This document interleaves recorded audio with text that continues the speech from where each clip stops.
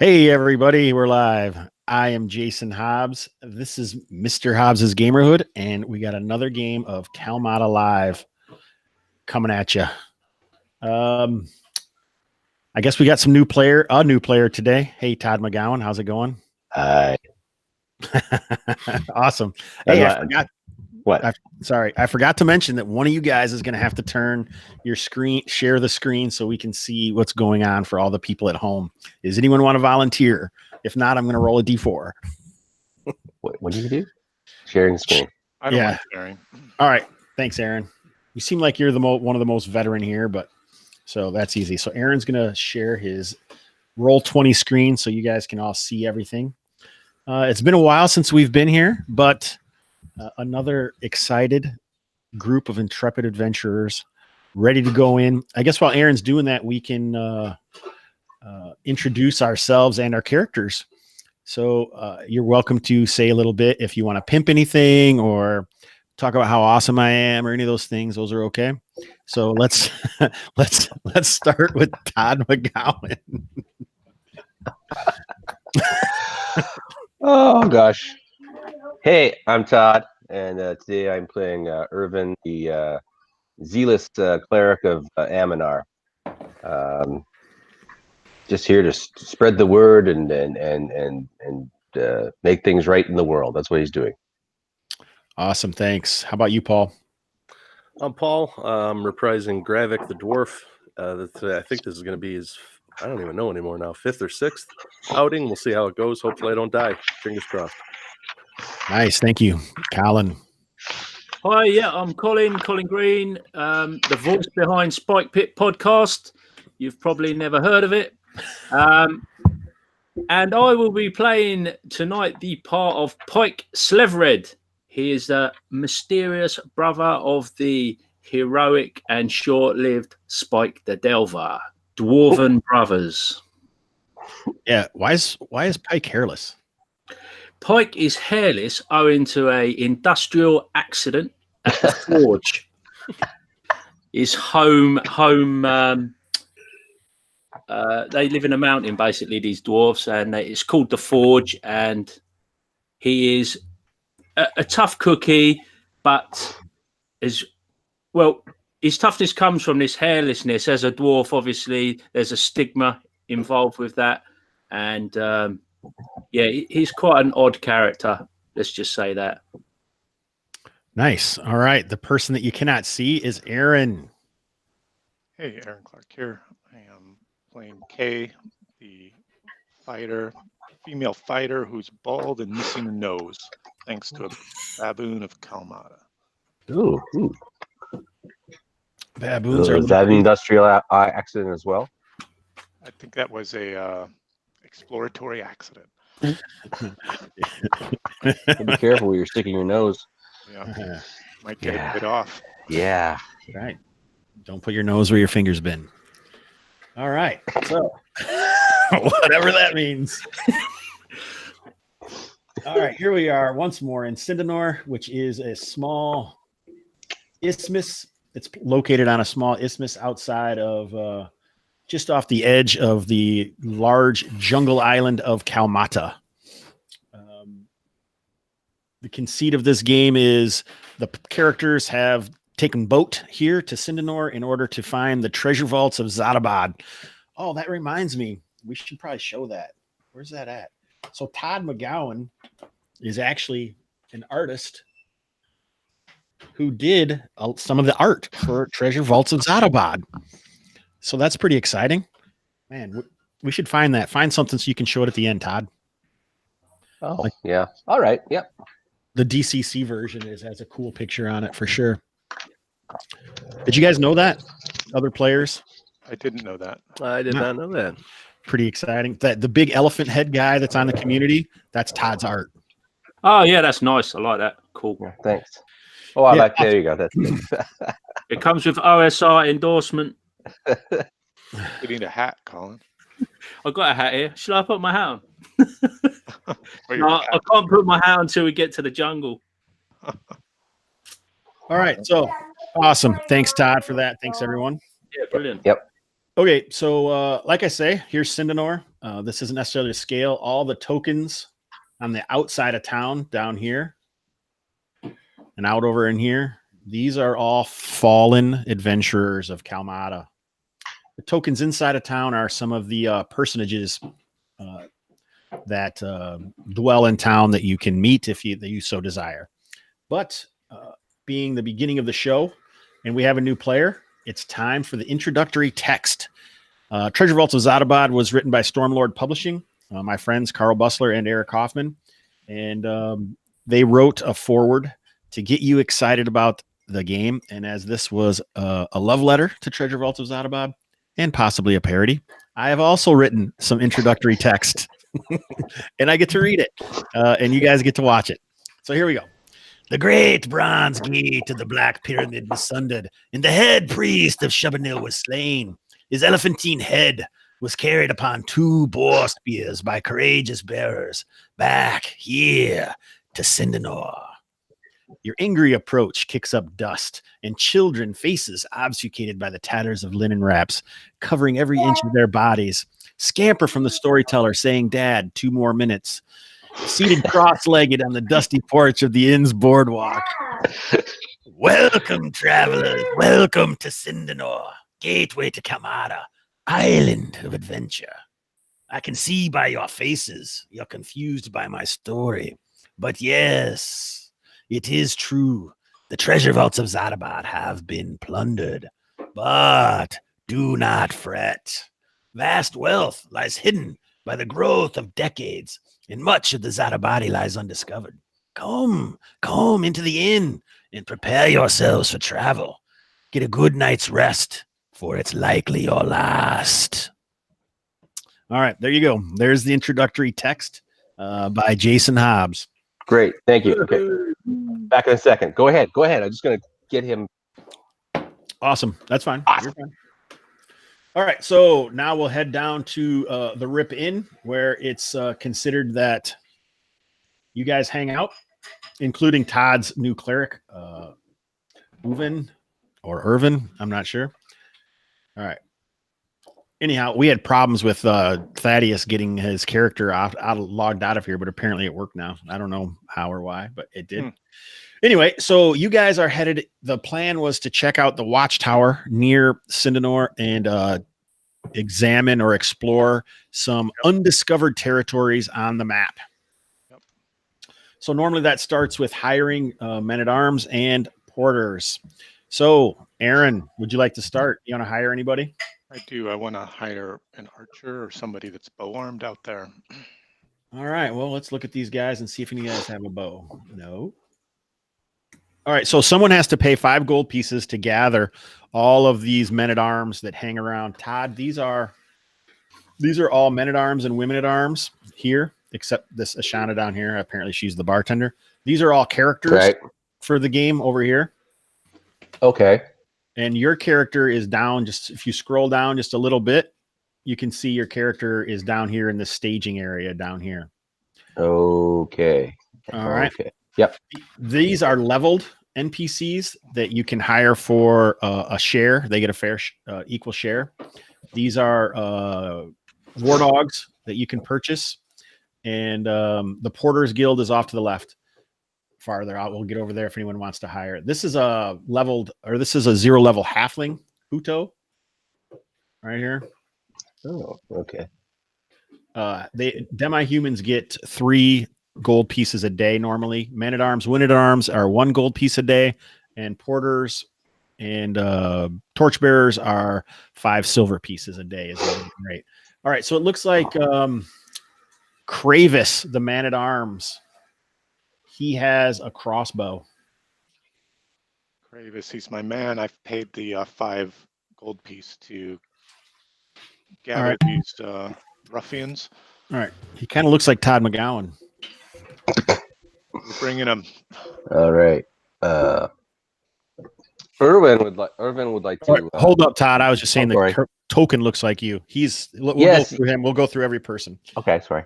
Sorry, no problem. Aron, 2d6 modified by your charisma. Yeah, my charisma is 14. I think I'm down 1 also for the Oh yeah, you get a for the reputation. nose, so I'm Yep. even.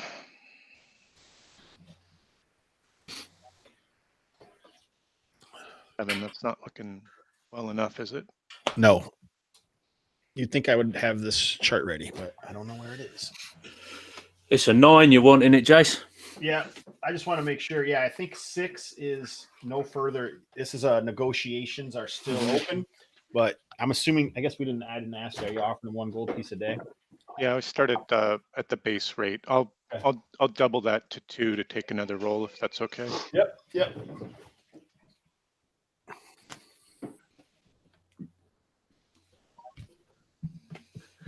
He wants nothing to do with it. All right. Yes, he's like, no, you are hideous. So get out of my face. Yeah. So anyone else who tries to hire that guy will get a -1 at this point. Colin, you want to try and hire anyone? We'll come back to you, Aaron, if you want to try again. I'm looking for a man at arms. Can I see anybody who's tooled up with some chain mail and maybe a shield and looking like a doughty warrior? Let me see here. Man, I should write this somewhere on him. Chainmail isn't all that common.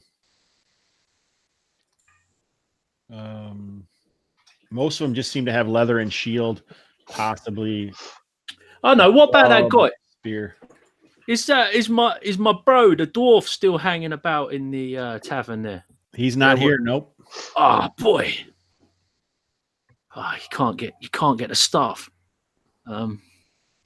Yeah, it looks like chain is not something. Oh, here's a guy.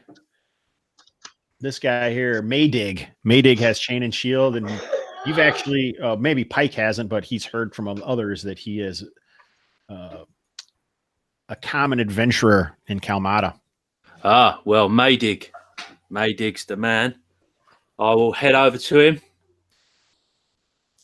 give him the warrior handshake, introduce myself. I'm offering him the going rate's 1 GP a day, yeah? Correct. So I'll offer him double the money, 2 GP a day. Can't say fairer than that. And I'll butter him up, say, I know I've heard of him. I'm sure he's a good fella, and drop Spike's name in there. And all right, just yeah. So I got 2 things to say. First of all, I'll give you a +1 because you're offering a bonus straight up. And the second thing, and what is the warrior handshake? Is that where you grasp hands and your middle finger pushes on the other guy's wrist, or what? No, you know what I'm talking about? Or you go over the top with one of these, like Sylvester Stallone? No, we're going for where you cross arms. And okay, I got you. Forearm like sort of thing. It's like the forearm rub. I got you. All right, so I just got weird here, Jason. Man. I'm kind of the king of that. 2d6 modified by charisma +1. Okay. Oh, wow. So I think I might put him off. I think that was the wrong handshake. It really was the wrist touch with the four. All right, you stitched me up there. All right, Paul. I'm going to pass. I'm going to wait for porters. You can do a porter right now if you want. Porter? Okay. Yeah, I'll just get any random one. I'll double their rate. A random one? Oh, boy. Any one will do. Well, I mean, if they have to have 2 arms. That's pretty much it. And a strong back. So we'll shift over here to the Porters Guild. It didn't go. Did all your guys' screens? Oh, maybe it did go. Yeah. I was watching the actual stream, talking to people on the chat if they answered. But all right, so 1, 2, 3, 4, 5 guys here. Well, 3 guys and 2 females. Nassim with this sweet hat is the leader, the guild leader of the Porters Guild. So, all right.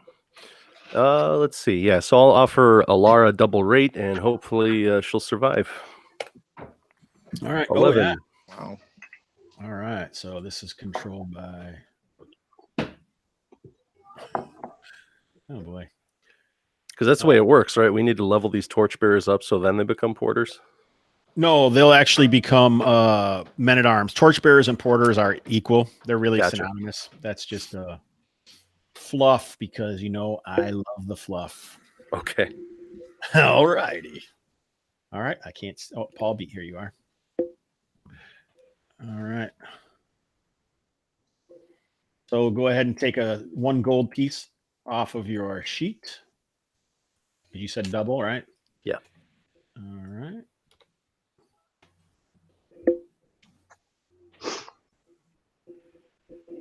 And we will add Alara.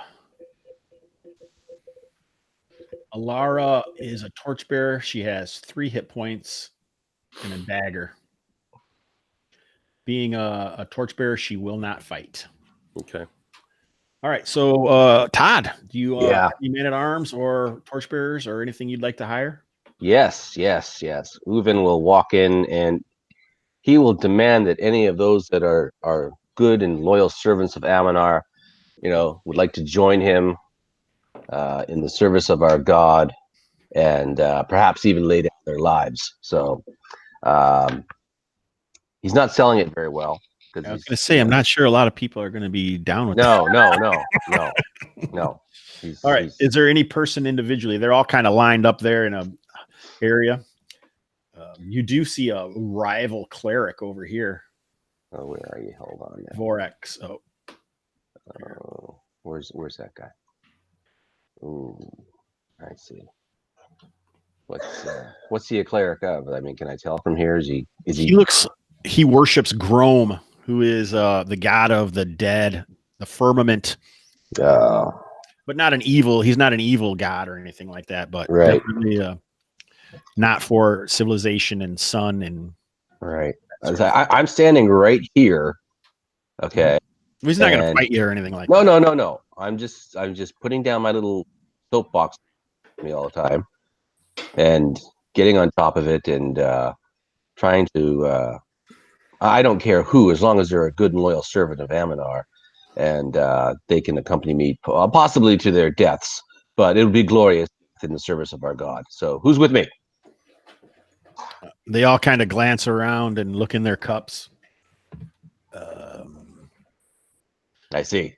What are you offering? This guy here, Maydig says.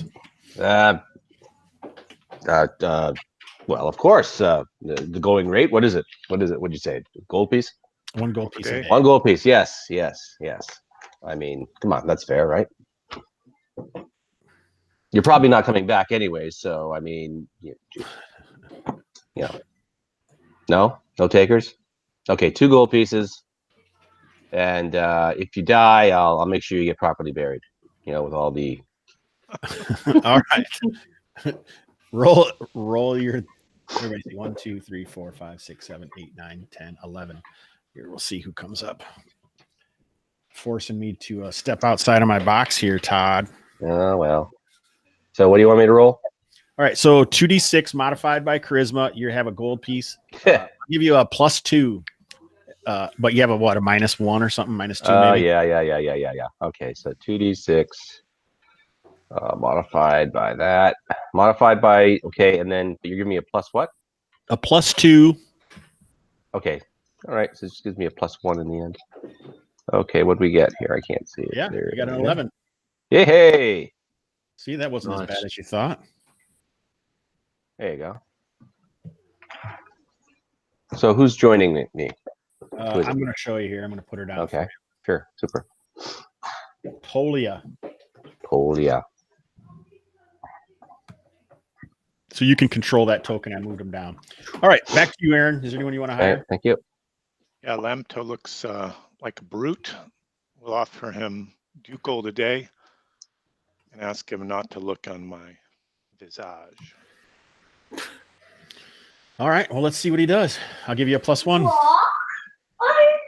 how to make a world. Oh, we got the actual dice rolling up there. What the hell? All right, so Yeah, he wants nothing to do with me either. dang, he tries not to look, but he appears to be Serenian like Uven is, and he's like, you look too much like the baboons of home. Wow. Wow. I guess I'm done because I don't want to grind through all these guys looking for one. All right. Colin, do you want to try and hire anybody else? Or are you good? Yeah, no, I'm gonna see that Wordred guy. He looks like a reliable fella. Oh, without question. I'm gonna take a more subtle approach this time. Just sidle over there with a little jangling a little bag of. Well, I've only got 6 GP, so it's only a little bit of jangling. And you, sir, are you ready for adventure? 2 gold pieces a day, twice the going rate. Who can say fairer than that? All right. I'll give you a +1. That's a 7. Not enough, sir. He's like, Not it's having a any good, luck here, Pike. Oh, no. Going it alone. good offer, but not quite enough. How if I offer you 3? I'd hate for you to miss this opportunity. 3 gold pieces a day. Yeah. All right. We'll just give them to you. Okay. That's a lot of money. I expect some good service. Aaron's like, what? Who's giving I will what? pay somebody 3 GP a day to clutch my back. Yeah.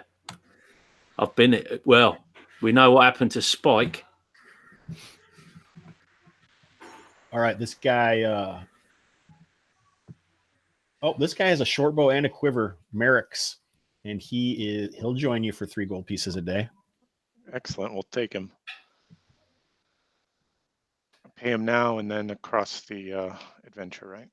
Yeah, you pay the first price now, and then whatever at the end we'll tally up what it is, and then you can do the rest. This is probably the only way Kay's going to get anybody to go with her is to pay them outrageous wages. I like it. So Merrick's has a. You can see he looks a little different. He is from the Midwest, far kind of quite a few miles from the known world. All right. Well, it looks like this is who you guys got. All righty. I'm gonna get these guys out of here. All right. So Kay, you are the caller. Let's get our marching order set up. Yep. So everyone is going to have to supply themselves rations and their followers rations as well. So you're responsible for your man-at-arms or torchbearer. So who's in the front with Kay? He's not going to be able to control the other tokens. So who do you want up there? So Wordred Wordred, Colin, he has an AC of 7. He has an oath of silence, and he's got a spear. His hit points is 6. Wow. R6. Okay. Merrick's is he's got 4 hit points, AC 7, and he's got a club. Oh, he's also got a short bow though. Okay. Tolia is 2 hit points. She's got leather and shields, so AC 6, and she's got a club. Okay. And I think I already said what Alara had. All right, so who's going to be up in the front with Kay? Gravik will be up front. Okay. Gravik, you want to go in the front rank so we can fight over you with the spears? Oh, Yeah, okay. all right, Kay, you're in the front, right, or no? Yeah, I'll go in the front. All right, so who's got a spear? They can be in the second rank. You can use a spear from the second rank. Obviously, Ufin is not going to have a spear. No, I could have gone in the front rank, but I don't have a shield. But no, that's fine. So Merrick's has a spear. No, he doesn't. I lied. Someone has a spear in this group. Wardred. Wardred has a spear. Going behind. I can't move Pike, Jace, but I could, if I go with Pike and Wordred in the second rank. I'll put Wordred there, but I can't move Pike at the minute. He's not. Oh, there he is. And Pike has a spear as well, Colin. He does. Yes. All right. So but he can't use it. It's just for show, really. Torchbearer in the middle, I'm assuming. And I don't know. Is this good? Yep. Looks good. Everyone's happy? Yeah. All right. So the goal of the day, as I said, was to examine. You guys want to explore Taganus' watchtower and then into the darkness and the unknown beyond. Yes, indeed. Let's move the map. I feel like I need a da-dum. Yeah. Um, Okay. All All right, so each hex is 1 mile. right. The party is this backpack, and the dark areas have not been traveled through. The shown areas have been traveled through. The E's have been explored. The upside down arrow triangles are areas of note, and like there's ruins. There's a lot of different things in here. The tower that he's talking about is right here in hex 5453. It's right there, and it hasn't been explored before. Mm-hmm. We never said that. Oh. I never said that it hadn't been The explored. hex hasn't been explored, but Correct. we're not certain about the tower. Okay. All right. the information is a little bit sketchy regarding the tower. I see. Have any other groups gone there and not come back? Not that we've heard in any case. Yeah, there's I guess yes. Tip his hand. there have been some games, and I think some of the characters in this game, Gravik, I think, weren't you at a Kay? Maybe you were there too. There were some duels that have taken place there. At the On the hill on which Deacon's Tower sits. Taganus. Taganus. You can tell I'm very specific about it because he's based off of an old character. Gotcha. All right, so this is some light jungle. It takes you basically you get 18 movement points per day. Light jungle is 2, 1, 2. I think it's 2. Light jungle is 2. Oh shoot! All right, everyone, take a 3-minute break. Bathroom, get your drinks, take care of your kids, and I gotta get my log.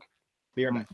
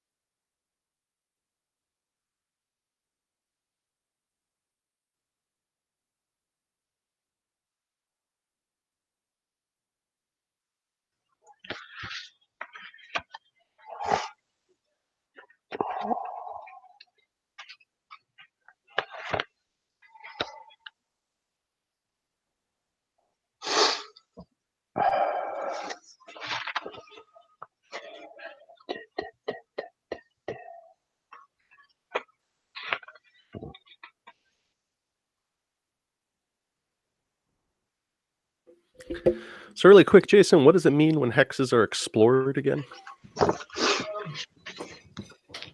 It means that we've kind of searched the hex for anything that might be hidden there.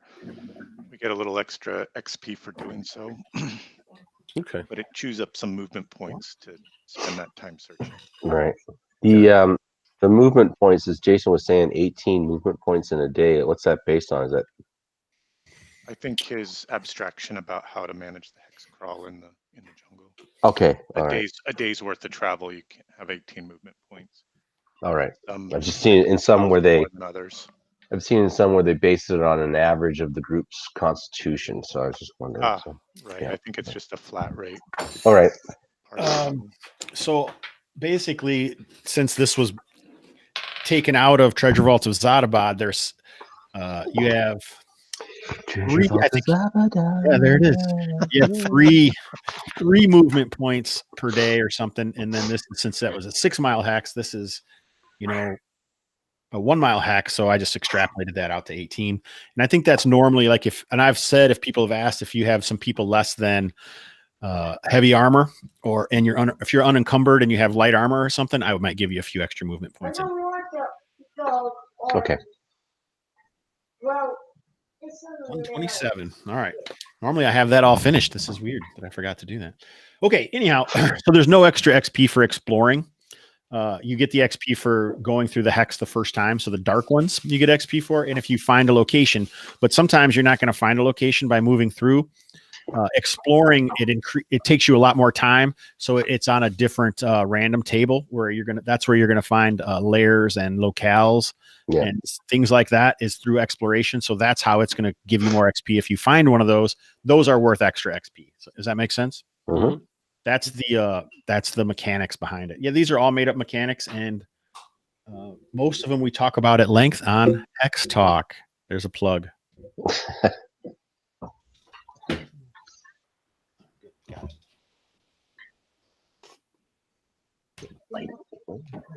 All right, so to actually explore a hex, it takes 3 times the movement rate to get through that hex. So to explore one jungle hex would take 6 movement points. Okay. Okay. All right. Someone's laughing at me. What's going on here? All right. So you guys take some time, most of the morning here. So it's not quite noon. But you go tromping around, you search all around, go along the coast, look all over the place, and then you begin to approach the watchtower itself.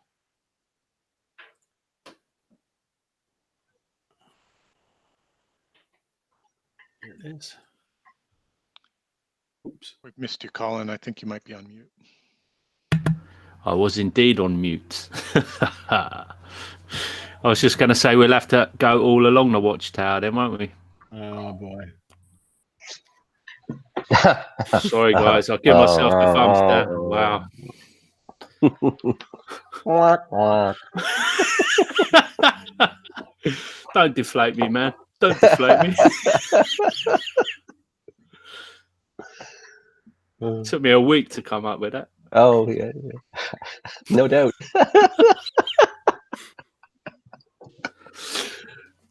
All right. So why is it dark? Oh, I think it was because at midnight last time. There we go. Okay. All right. So I have this token, a single token. So there's a trail here that you found. And that's leading up towards the watchtower. Yeah? Yep. Okay. I mean, even the last time that there was a few duels, you've seen people moving around the watchtower and being inside it. So you can explore it further, or you don't have to. I just wanted to put you on this map if that's what you wanted to do. Right. So what do you do, caller? Yeah, I think we do want to explore that watchtower. All right, go ahead and go on up there. You can see like an old dilapidated cart that's fallen into disuse and disrepair off to the right side of the path there. And the watchtower is to at the end of this, worn down trail. Does that cart look like it could be repaired, or is it really broken down? Oh no, it's been laying here long enough that it's mostly Splinters. destroyed. Yeah, just a good place to get ambushed or something, maybe. Oh yeah. What?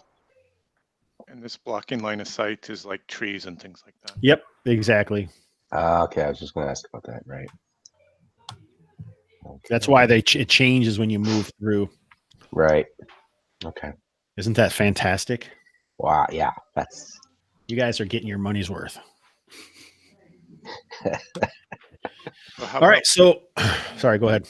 I was going to say, how about breaking off here to the right?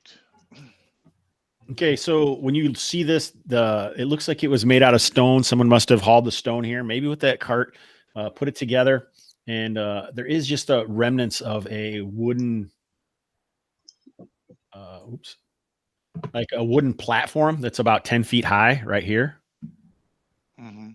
And then you can see some openings through the walls here and here. And the walls range, from 10 to 12 feet high, gone completely to maybe a foot or two high. So it's just kind of this jagged walls that have dilapidated and fallen into,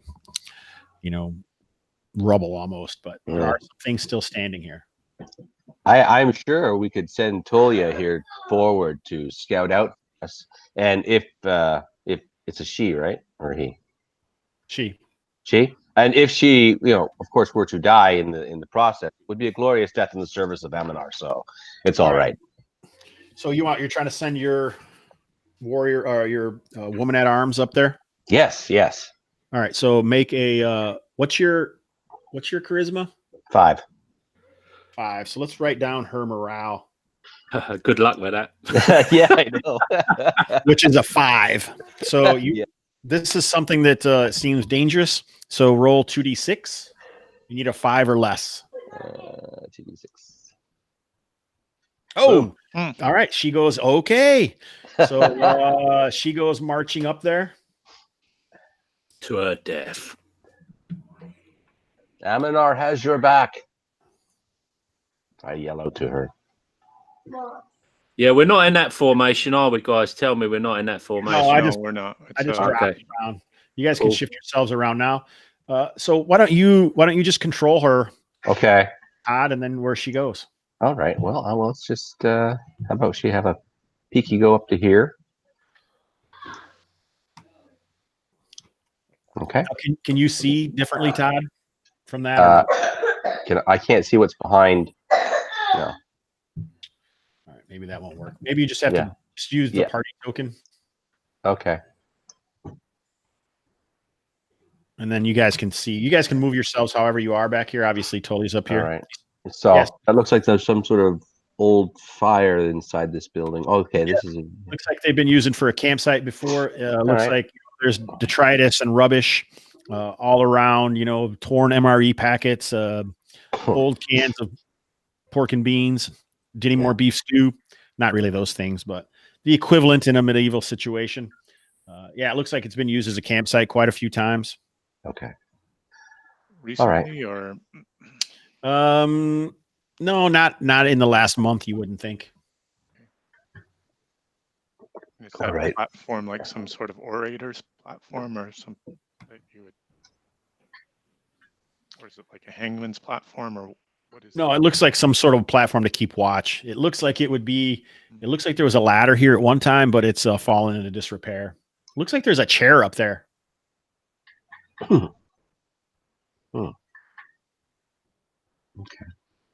Well, maybe we just spread out and search the watchtower ruins, I guess. Okay, yeah. So you can go around there. You don't find anything in here of note other than the walls. You can just move the party token wherever you want. There is some old foliage. The backside looks like it's more worse for wear. There's not much back there, and there is an old well that has an opening that goes down.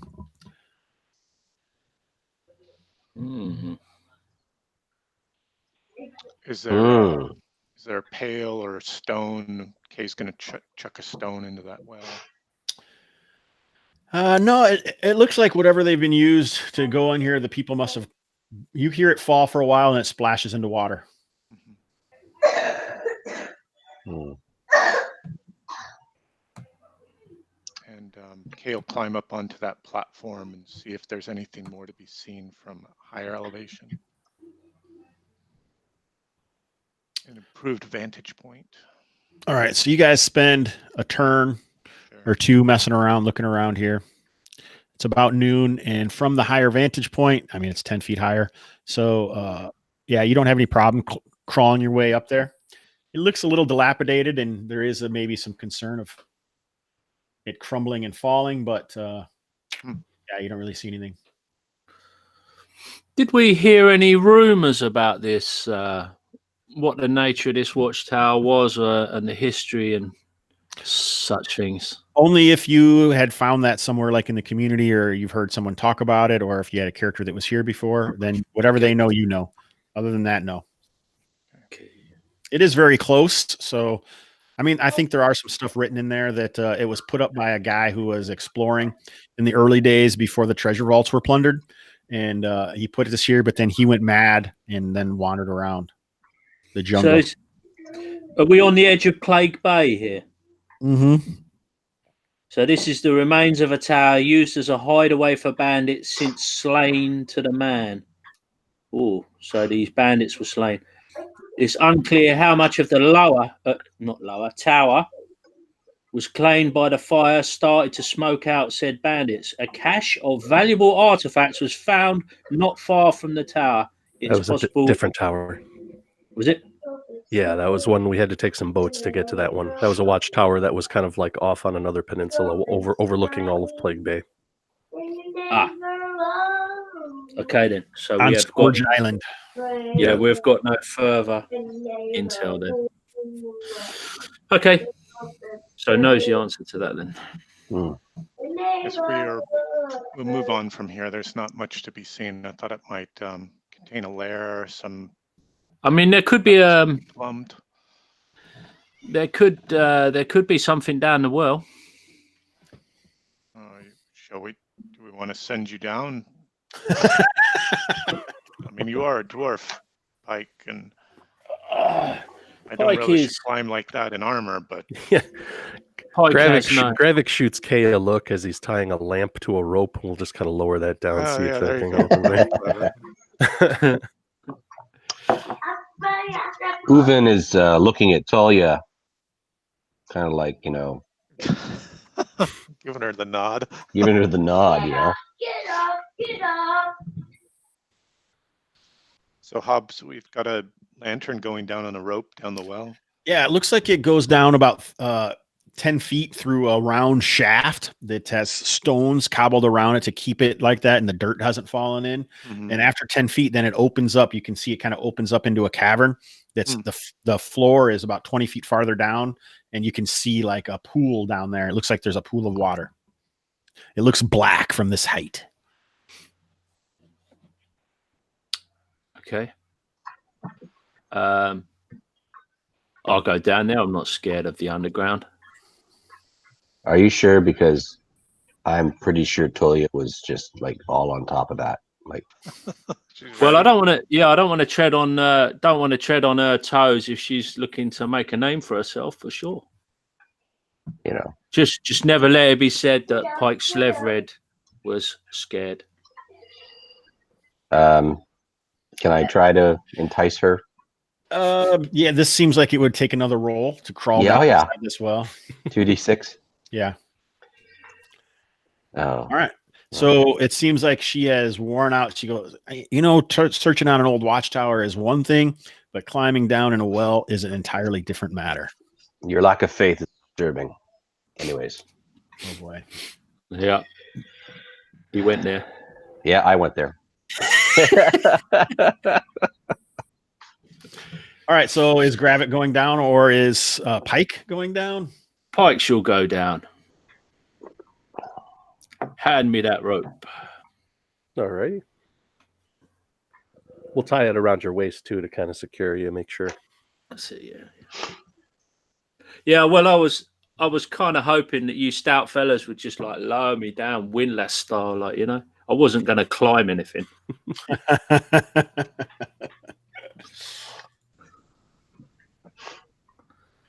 All right. Oh, okay. All right. So I'm assuming you can see this. Obviously, Yeah. only Colin can really see this, but he can say that he's like communicating as he goes down or whatever. Did you don't have? Oh, you have the lantern, right? That he had, Gravik's lantern. Yeah. Or did you not want to take that, Colin? I might go down in stealth mode actually, being as I've got infravision. Okay. So the way I do infravision is kind of heat. You can see the difference in Different materials, yeah. easy cat. Jeez Louise, my cat's going crazy down here. Quietly though, which is strange. Son of a biscuit. Son of a biscuit. Have your bingo cards ready. All right, so I'll give you some more vision. All right, so what you do see is do you have someone you're related to named Luca? Do I? Yeah, that's my eldest son. Oh, he wants to know where his uncle is. His uncle is?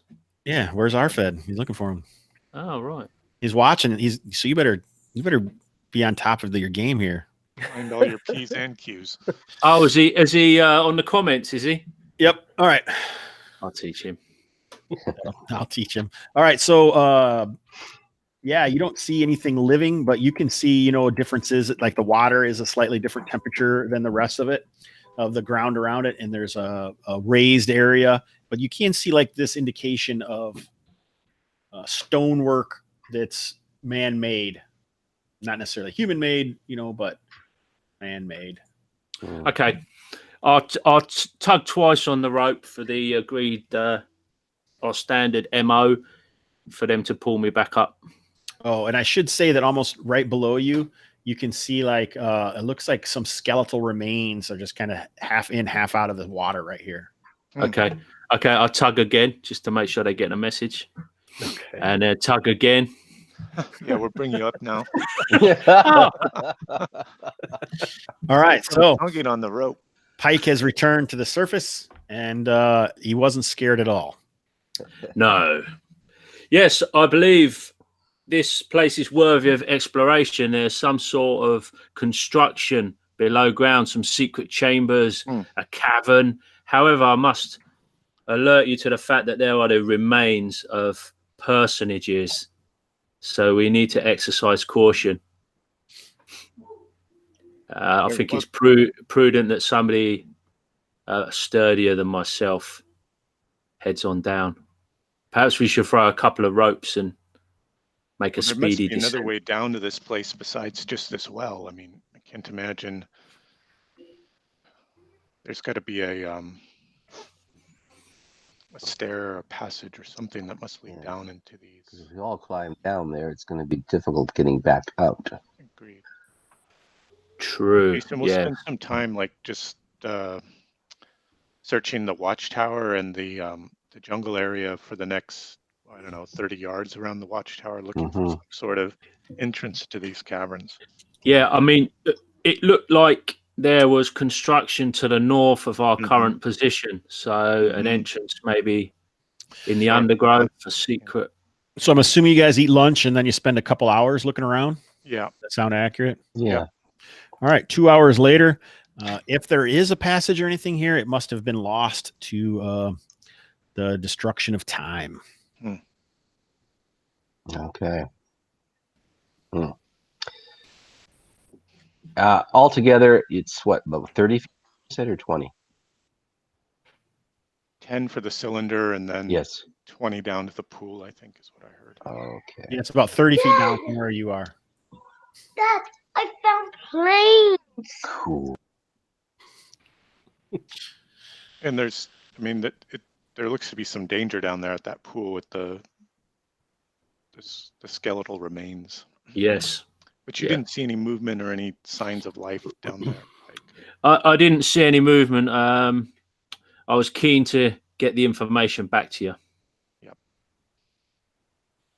Get your hide out of that hole. No, never let it be said. Well, we could try to make a descent, an awkward descent through the well. We've got Kay's got a rope for sure. I'm open to suggestions, guys, if you have any. That's all. Yeah.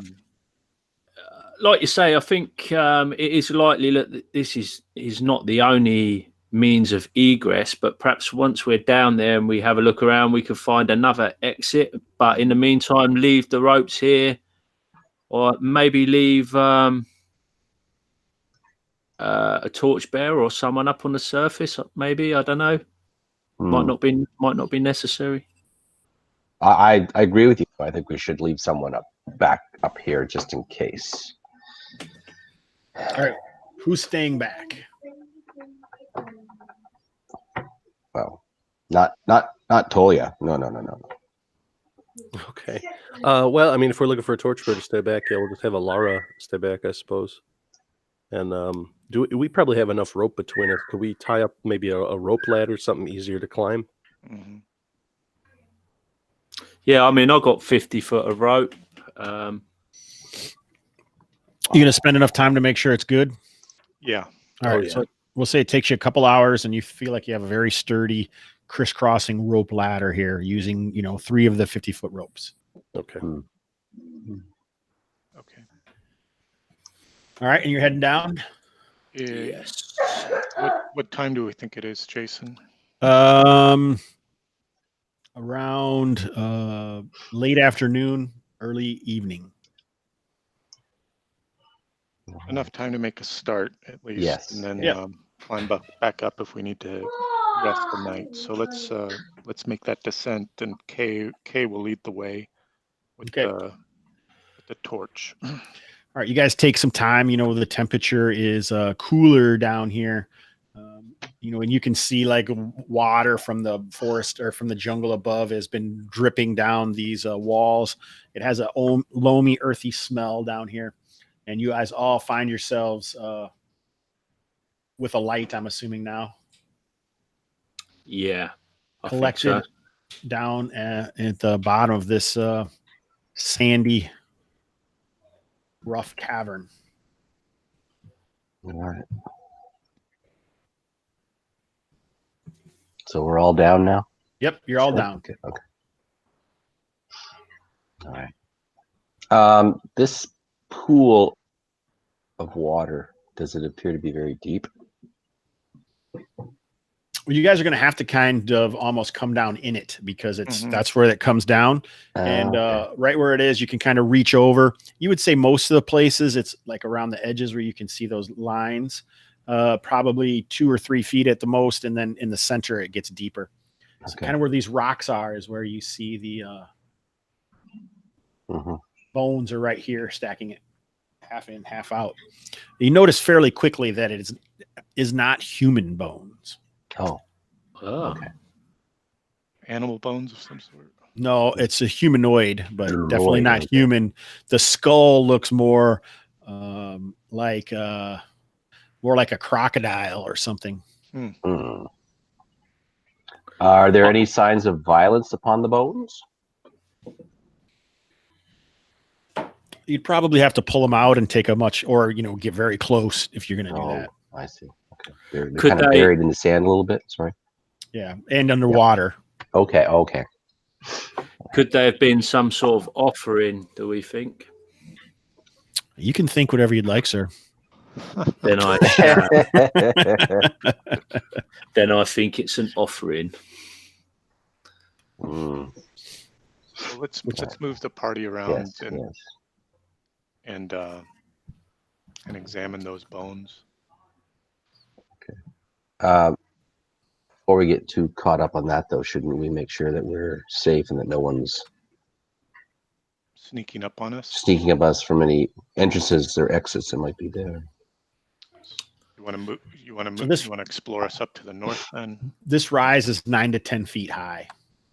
Okay, but this Pretty looks like tall. steps, right? Right Yeah, here. there's some old, yes, Okay. natural, possibly chipped at some point long ago. Okay. Well, I don't mind taking my my man at arms, and we'll just make a perimeter sweep of the cavern. Make sure there's nothing down to the southwest or. Yeah, there's going to be some stalagmites and stalactites down here, but the ground is mostly is kind of more like a limestoney Mm-hmm. scree or something. So there's like some, but you don't really notice any. It doesn't look like anyone's been down here for quite a while. Okay. And there's nothing lurking in these little dark corners or. Nope, not that you see yet. Okay. We don't see All any right. exits out of this southern Nope. area. Mhm. Okay. So, do we examine the bones further, or head up to the sort of more crafted and sort of civilized looking constructed area? Yeah, I'd say we sort out this pool first because it's going to be our path of retreat if we need to get out of here. So Okay. Yeah. let's have a look at those bones and Mm-hmm. make sure there's no danger there. That's going to cut off our escape. Danger in Kalmatta? No, surely not. It's an All right. adventurous life. So Uven, why don't you roll a wisdom check? Oh, okay. All right. Right off the character sheet. Sure. Yeah. Okay. Hold on. Disappear. Wisdom check. I'm assuming he's had some sort of medical training during his acolytism before he became full. Yeah. Yes. Yes. Okay. So do I have to automatically? I have to put in my wisdom bonus. No, just It you should automatically does it, eh? click that button. Just click that button. Yeah. Okay. Because you're trying to get under your wisdom, so there's no, it's using the actual stat as opposed to the bout bonus. Oh, okay. All right. Right. So yeah, you do think it was some point maybe in the past few months that this corpse was this was not a corpse before that, and it was some kind of humanoid lizard standing creature. Lizard Almost like man. a man-like lizard. Yeah. Only there was a term for that. Hmm. Mm. All right. And Man it does lizard. look like it was you do see some chips and some of the bones are missing, like it was hit with some different types of weapons. Right. Okay. All right. So I'll pass that information on to the rest. But Alright. it didn't die from a fall like somebody threw it down the well. It looks like it died in combat here in the Yeah. cabin. Mm-hmm. Maybe do a quick poke around now you said it's limestone scree, so maybe just poke around because did they have weapons? Did they have anything upon them? Yeah, it seems like anything that else was around here, you do find like a stone head, like a spearhead, Mm-hmm. but like if you don't know if the wood was broken or if it's decayed or any treasure that it had, it all seems to be picked clean. Okay. All right. All right. Well, I see some red text on the north of your map there. Yeah. Jason, I'm not sure if that's your GM layer. Or Nope. All right. okay. So if we're done with that, shall we continue forward? Mm-hmm. I'm assuming you go up the stairs and head up, so you can see that this is also a rise up here. Mm-hmm. But yeah. Hmm. Yeah, and you can see that there looks like there's some kind of hole up on the top up there, up above. Like a tunnel or a Yep. passageway that's leading up To the east. Yeah. You can go up there. You'd have to climb up there. It's about 8 to 10 feet, but there is a tunnel leading out of there. That looks like maybe the way to the surface. Yes. Or the lair of these creatures, perhaps. Mm-hmm. Looks like somebody's left a message for us down here too. Warning. Scythe trap on pillars. Oh. Good, Yeah. good, So it good. looks like someone to use some charcoal and put it somewhere on the floor in here. Oh. Cool. So may well have been an adventuring party killed the lizard men. Yeah, Mm-hmm. our predecessors. Some time ago, right? Yeah. Mm. All right. Well, let's scamper up this passageway and see if that does in fact lead to the surface, like we suspect, or like I Mhm. suspect. Okay. Oh, Okay, we'll have to climb up that way, right, Jason? you know what? I messed up. Mm. Here, let's do this. I kind of lied to you guys, I guess, but not on purpose. It's just a new discovery that we have. Well, it's a new old discovery. So actually, when you guys were searching around, you guys would have found this.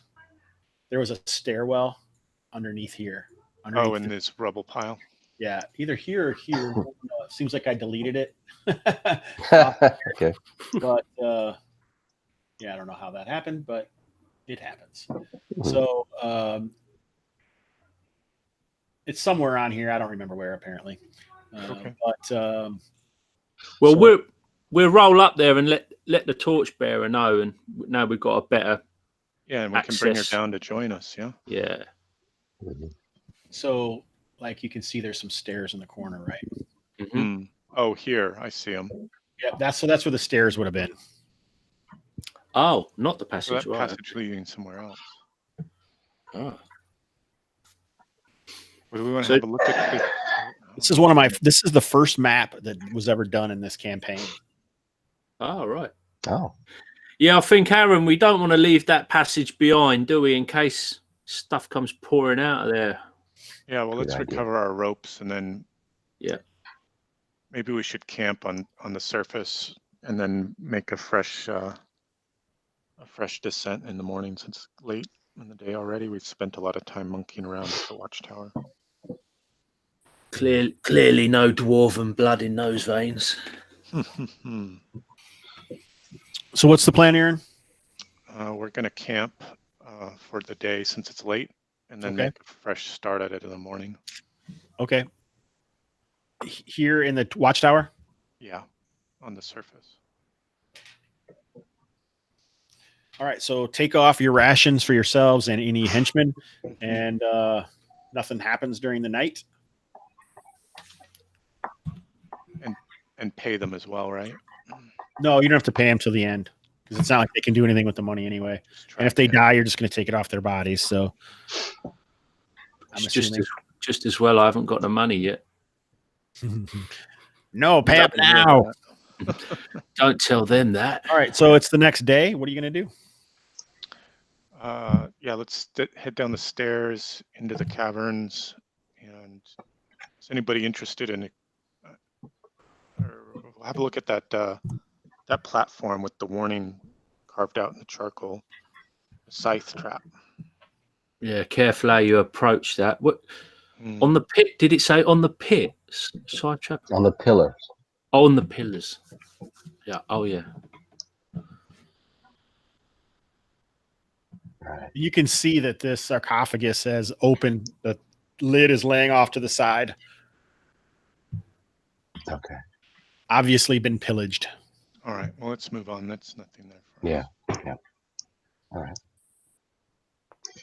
So What's this here? Is this another passageway leading out?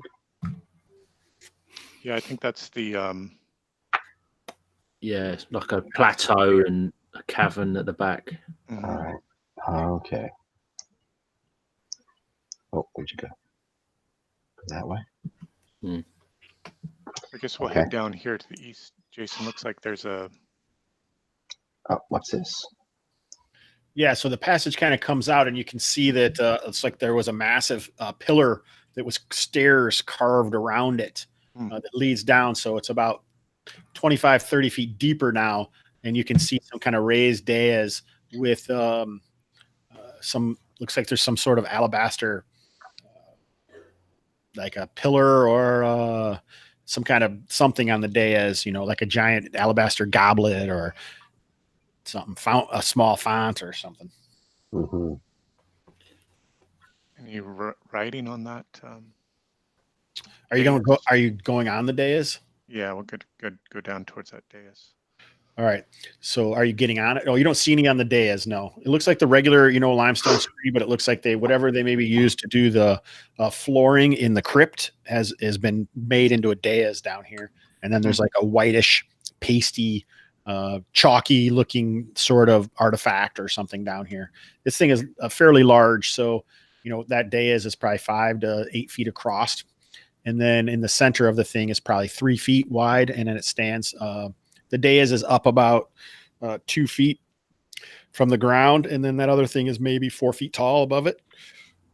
And there's no bones in this chamber or signs of blood or violence or anything. Are you going to search around? Mm-hmm. Just walk around the dais about Right. arm's length away from it. All right. So you do see, it looks like there's some kind of bones, and it looks like there was some sort of scuffle in this chamber, but it's not like on the dais itself. Okay. But the two dwarves think that part of the dais could actually shift if you stepped on it, but it's already recessed. So there must have been some sort of shifting of that probably did something, set off on some switch, but it's already been triggered. It looks like there's kind of a whitish powder or something that's not exactly the same color as the chalky dust that fills the room, but it covers the dais, and some of it is scuffed off in some area, like something was there and then it got moved away. Oh, you know what? Actually, I think you also find holes around the outside on top of the dais, but they're all stuffed with dirt and debris. All right, I have to use the restroom again. All right. So maybe some sort of gas or something was released, or powder trap of some sort. Yeah, some sort of toxin. Huh. And then they've jammed up the holes to prevent it. Mm. Or, but whatever was there is already there. Is that what he said? Yeah.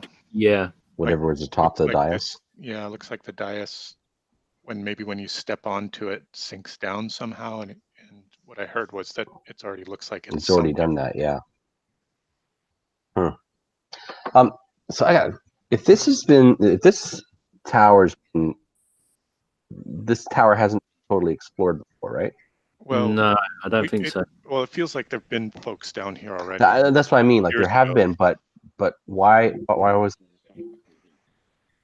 hasn't the other parties that have come before us, why haven't they explored this tower? Is that your question? Yeah, it's so close to Sindanore. I don't know why. Yeah. One of the reasons why I wanted to knock it down. Yeah. If there's something close by that's.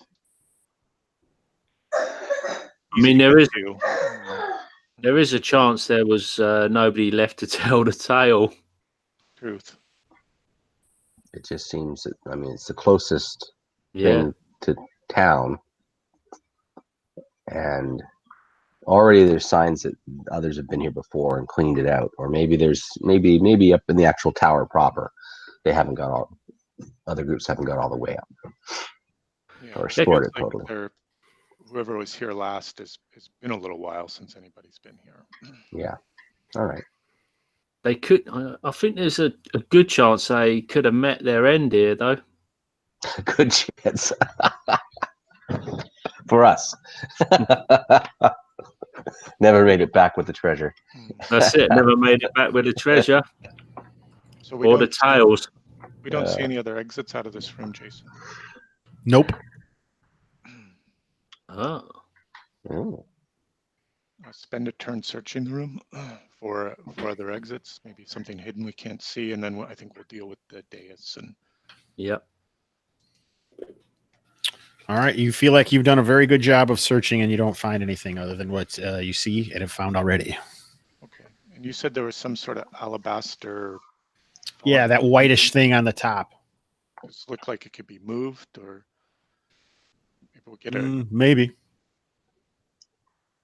Or fuck it, Kay's gonna step up there onto the dais bravely and boldly. All right. It looks like it tries to maybe shifts a little bit, but whatever this would have happened has already been happened. You kind of push the dust around. It kind of floats up. It kind of has an acrid odor. as it floats up. And then you can see on top of the dais is like this, 4 foot tall, pillarish. I can't think of a good word for it. It's like a giant goblet or something, like a font up here. Down inside, it's got a concave circle that kind of has like a bluish stone inlaid on it. It looks like there must have been something here at one time, but it's gone now.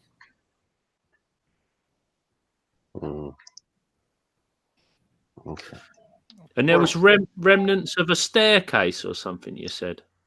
You guys came down a staircase. Oh, It's this right here. It's a spiral staircase, this right here. Onto this level. Yep. So Kay's gonna splash a bit of water from her water skin into the bowl of the font and sort of smear it around and see if it reveals anything about the purpose of this font, and see if it's movable, if it's something we could haul out of here with us. Looks like poor treasure to show for a first expedition, but at least we're close to town.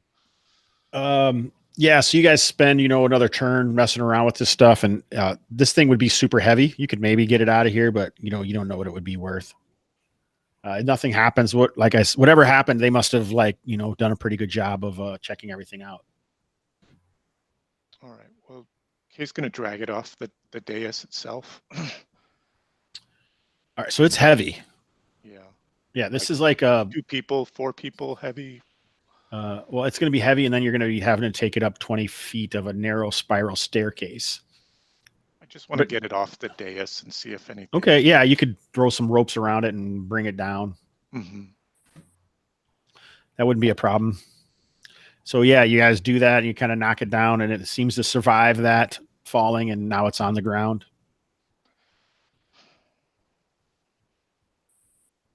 Geez, you might as well pee on it too while you're at it. Might as well.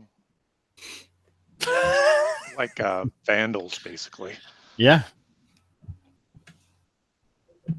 All right, guys. Anything else you want to do, or should we just? Doesn't look like. I think this cavern's interesting, but I don't see any other options for us here. No. Interesting where these lizard men came from. There's no signs of where they might have been living or anything. Are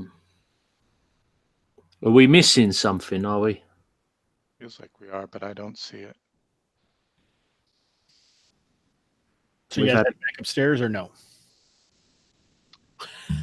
Should we head back to the maybe have a better look around that chamber with the pillars and stuff? Yeah, where the trap is. We've been warned off with the trap. Let's check that out, and then I think we can head out. I'm assuming you don't go up on the dais, but yeah, we're gonna head over there. Kay's gonna use her spear to see if she can hear that trap or get close and have a look inside that sarcophagus. What are you gonna do with your spear? Sort of hold it out in front of me and smack either side of the pillar, shove it down into the sarcophagus, see if it can't just stir anything up or disturb anything that might be in there.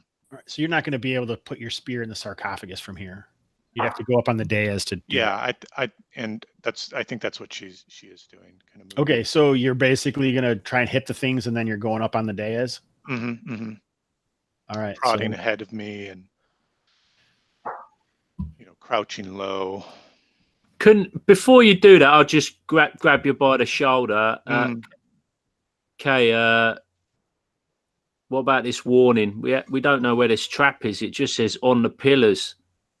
As a dwarf, can I see any sign of where this scythe blade maybe comes from? Just without getting on that dais, because I imagine it's going to be a pressure plate or something. So you do think that each of the blocks are pressure plates on top of the dais, but you can't really tell what happens with the pillars. Okay. But it's not. You're by tapping it with a spear, nothing happens. Let's get the font thing and roll it in there. Yeah, we could all get some ropes on it and get a few, maybe, and try and drag it up. And you want to dump it on there and try and trigger the trap, yeah? Okay, so it takes you guys a couple hours to draw this thing up here. Mhm. How heavy is that font thing? Probably 500 pounds. All right. Why do you ask? Well, I mean, we're gonna try and throw a 500-pound font on top onto the dais here, or the. Well, I think kind of just wrestle it up there and tip it over where we think there might be the pressure plate, and maybe then use that as the bridge that we kind of. Yeah, I don't see a problem with step it. You over can do towards that. the Right. sarcophagus. Like I say, it takes you a couple hours to drag it up, and you tip it over on the side right there in the center was where you were going to go. Mhm. Yeah, and so then there's a section on each of the pillars, kind of in the middle. So the pillars, just they're kind of rounded and they almost look like a gear going up, made out of stone. With like every 3 feet, there's a line where it looks like they maybe Right. forged the gear and put it on top of each other, and then like put them in. Well, those actual gears turn, and when they turn, a scything blade pops out and swishes around. Like one of them is at leg level and the other one is at chest level. And they kind of spin around for a few whiles, and then they stop. Okay. So you could crawl under them, basically. Well, right now it's kind of messed up because the pressure plate is stuck down. So even though they stopped, it doesn't look like you don't think it would be able to do anything because it's not come back up to reset. Yeah. Okay. So the blades are out and they're not moving. No, the blades have stopped, but there's no way to do the pressure plate because there's a 500-pound block of limestone sitting on it. All Yeah, right. so now looks like we can Get out and have a look. All right. have a look inside that sarcophagus. It looks like there's like dust and bones, but you don't see anything of value. Stone sarcophagus. Yeah, with a gilded lid. The lid is on the side. It just looks like some kind of paint. Okay. Check for a false bottom. Or move it. Can we move it? Is it movable? I mean, given enough time, you could probably move it. I'm assuming you guys are all staying in the single block where the pillar is, though. So, like, Yeah, Yeah. Mhm. safe area. Yes. so from there, maybe if you want a Herculean effort of strength, you might be able to move it. It looks pretty big. It doesn't look like it's the sort of thing that might slide or move. The dwarves don't see anything, no, that would indicate that. Okay. And you don't see any false bottoms. You're fairly sure. Right. All right. Yeah. So it doesn't look like it's. There's no scuff marks or anything like that to indicate that it's slid over at some time. Nope, nothing like All that. right. All right. Perhaps this is the extent of this place then. Yeah, looks like it's a wash. Yep. Very well. All right, All right. back upstairs. Yeah, those stairs don't go down any further, do they, Jason? Nope. Okay. Nope. All right, Okay. so I guess we're headed north along the coast, exploring as we go, trying to search out those pirate caves that we have heard rumor of. Kay's heard rumor of. Yes. Okay, are you going along the coast or are you going to are you going to search this area? Wait a second. Wrong button. What, the hex we're in? Have we not searched the hex we're in? Yeah, you've explored the hex you're in. Oh. You want to explore as you go up the coast? Yeah, we're still on the Watchtower map. Oh, Mhm. sorry.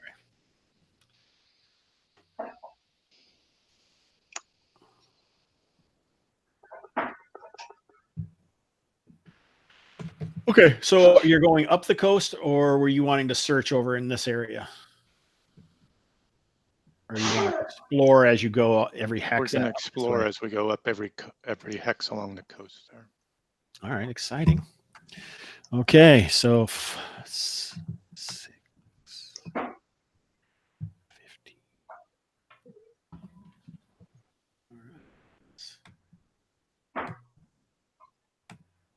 Oh, wrong button. Interesting.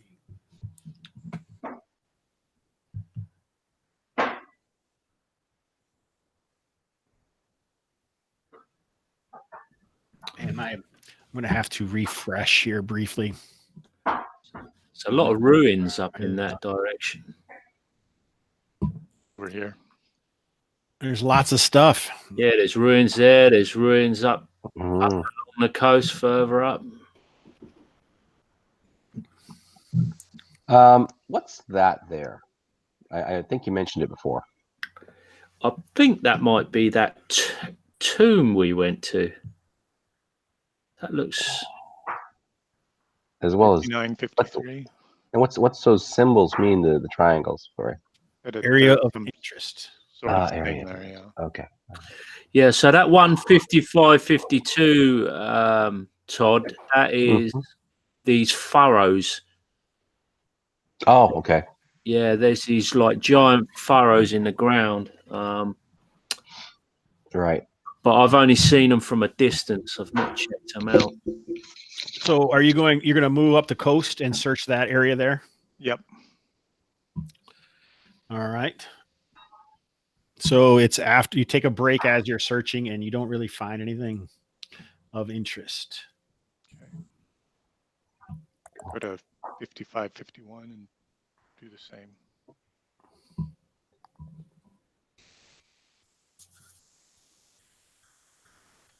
Interesting.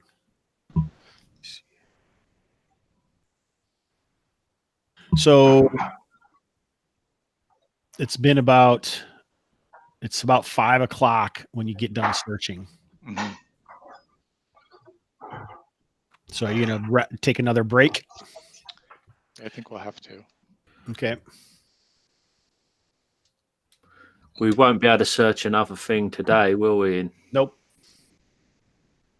I know these pirate caves has got to be out here somewhere. Are these the ones that have got a secret link with Sindanore pirate caves or pirates? Well, there's like a pirate cove within Sindanore itself. Like Oh. a pirate, I guess you could say it's a little harbor. Haven. Smuggler's haven. Yeah. That didn't sound like these caves which I'm cluing in on off the journal, which bit is it? Yeah, I think it says it's visible at low tide and there's undead in it. Mhm. Wow. So, Todd, do you know about this journal? We've got this journal on. I've seen it. Yeah, I haven't gotten read all the way through it at length, but I know where it is. Yeah. Yeah. That's entry 10. At low tide, a hollow can be found north of Sindanore. A great pirate treasure is said to be held within. Right. The restless pirates sealed within ages ago still protect it. Okay. Adventurers have found multiple groups Okay. of different humanoids living in those caves, and there's also rumored to be a great pirate cache. Okay. So now that you guys have spent some time, I'm going to let you know that is here. Well, it's quite a ways. And the whole there in the community, there's actually a picture that goes with it. The God's Hollow picture? Nope. Is that right? No, let me find it here. I wasn't sure what you were trying to do. Mm.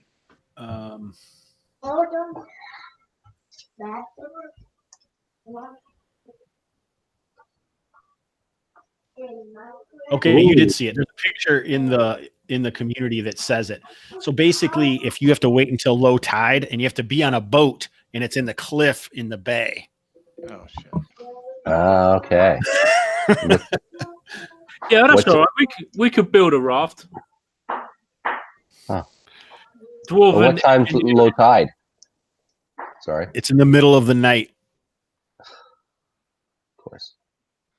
So we'd have to get up here and then Yeah, you want to rent a boat.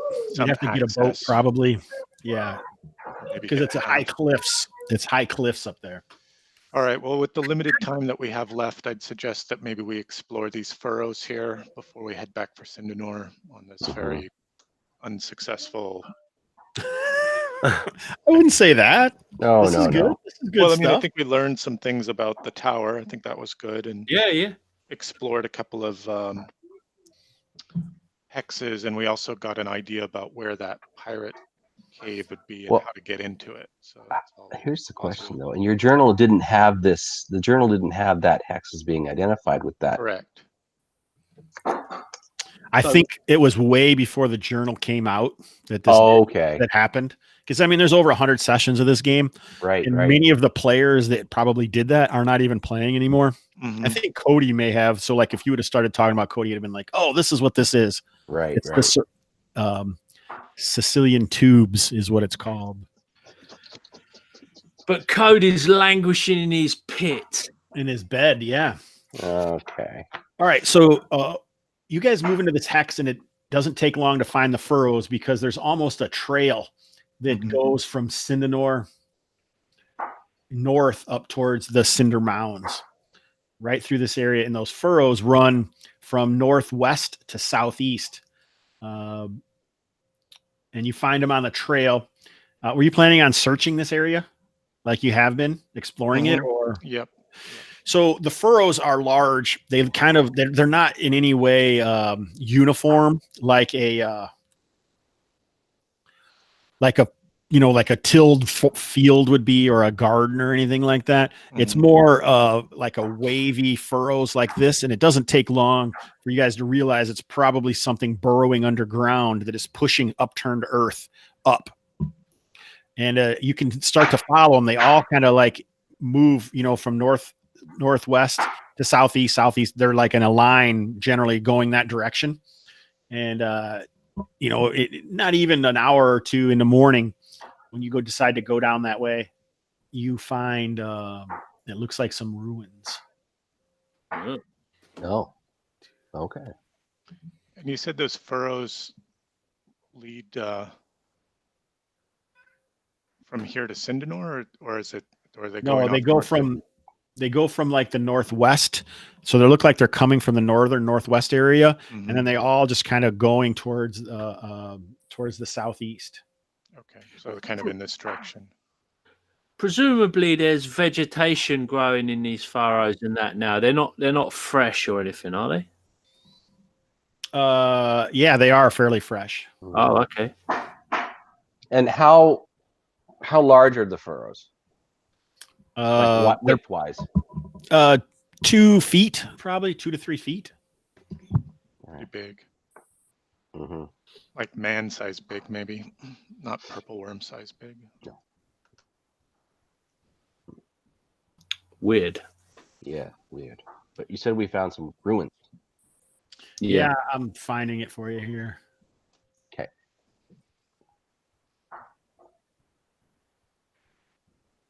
I'm just gonna grab a coffee. Hold on.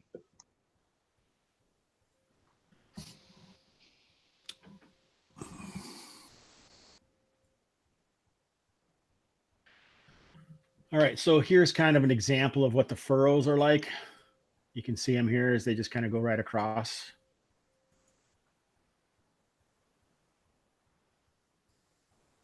Mm-hmm. And they're you can see quite a few of them in this area. And then up here, you can see there's like a structure.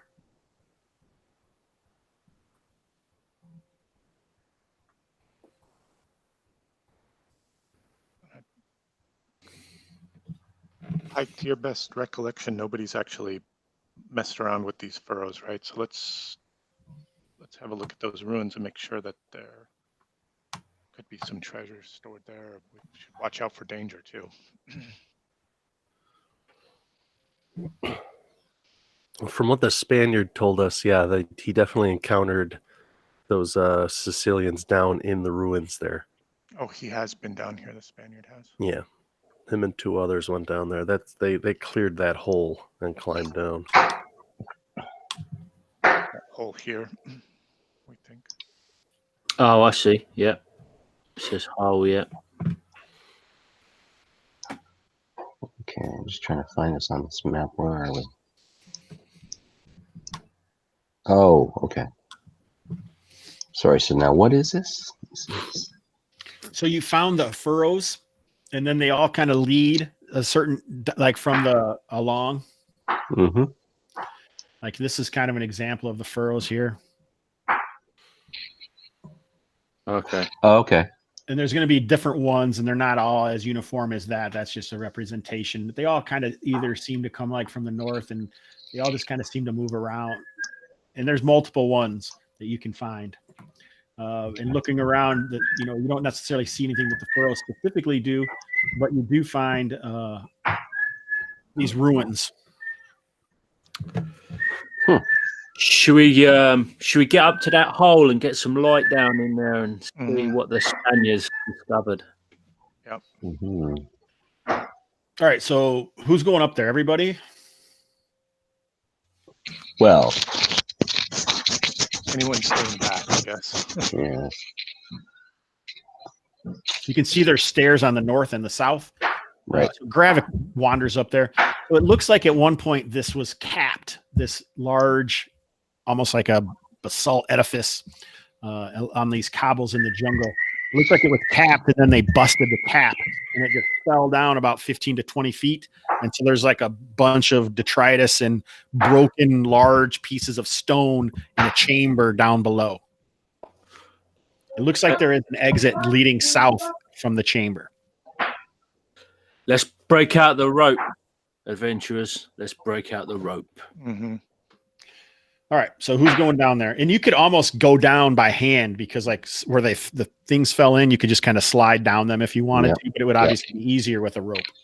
Okay. So mark your rope as used, whoever's leaving the rope here. And who's going down? I'll put the rope down. Who's going down? Pike will go down. Uven will go down too. Yeah, I think I'll go down, yeah. You guys are just all kind of going down at the same time? Yeah. We'll send the dwarf first. Yeah, I'll go. His dark vision. See if you can spy out anything in the gloom there, Pike. Yeah.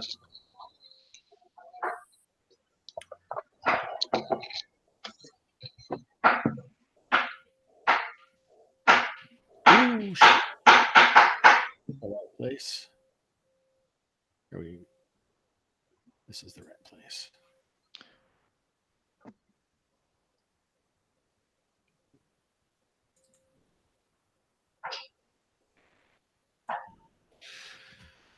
So Pike, you're okay to scout ahead a little bit and then call the rest of us down. Yeah. Yeah.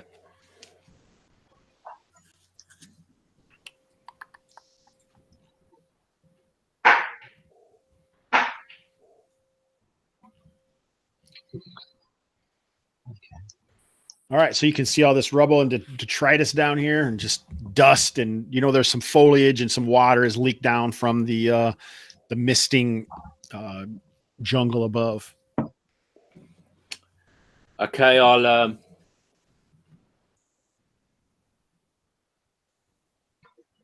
just take note of the surroundings and then clamber back up the rope. Yeah, there's a chamber down there, and a passage moves into the darkness. It's looks like it's quite a large tunnel headed south. I think most of you guys can see this from above as well as you look down. Mm-hmm. Sorry, I didn't interrupt you. If we wish to explore, I think we need to go down there as a group. Mm-hmm.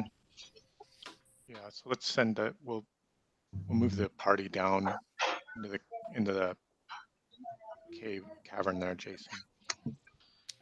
And start our exploration. I'm conscious of time. I think we've got 30 minutes. So. All right, 30-ish. Yeah, we're fine. Mm-hmm. All right, so why don't you just go ahead and move the that token, the party token, for now.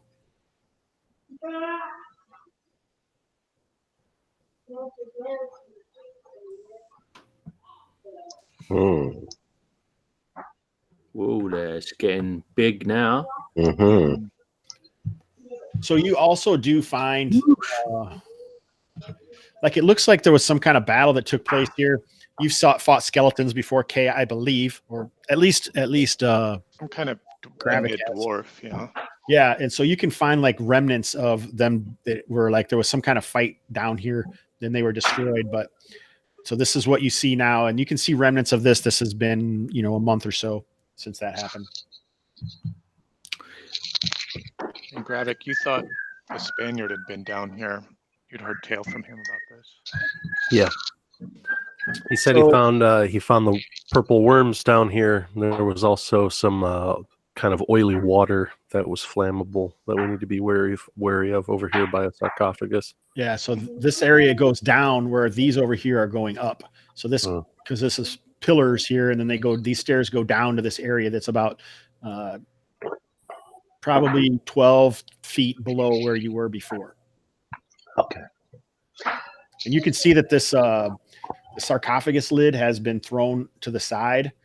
There's on the bottom of the sarcophagus, it looks like there's about 2 by 2 inch holes all around the bottom. And you can see like this whole area looks blackened with dark black grit or soot on the pillars all around here. Who's the Spaniard? He's one of the other adventurers that we've traveled with in the past. Okay. Okay, so those stairs lead up.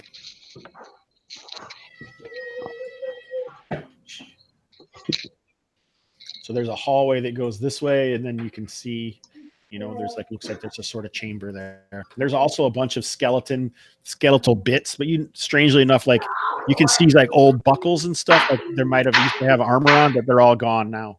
Mhm. And those Potentially former adventurers, perhaps. Maybe. All right. skeletons off here to the west. Mm-hmm.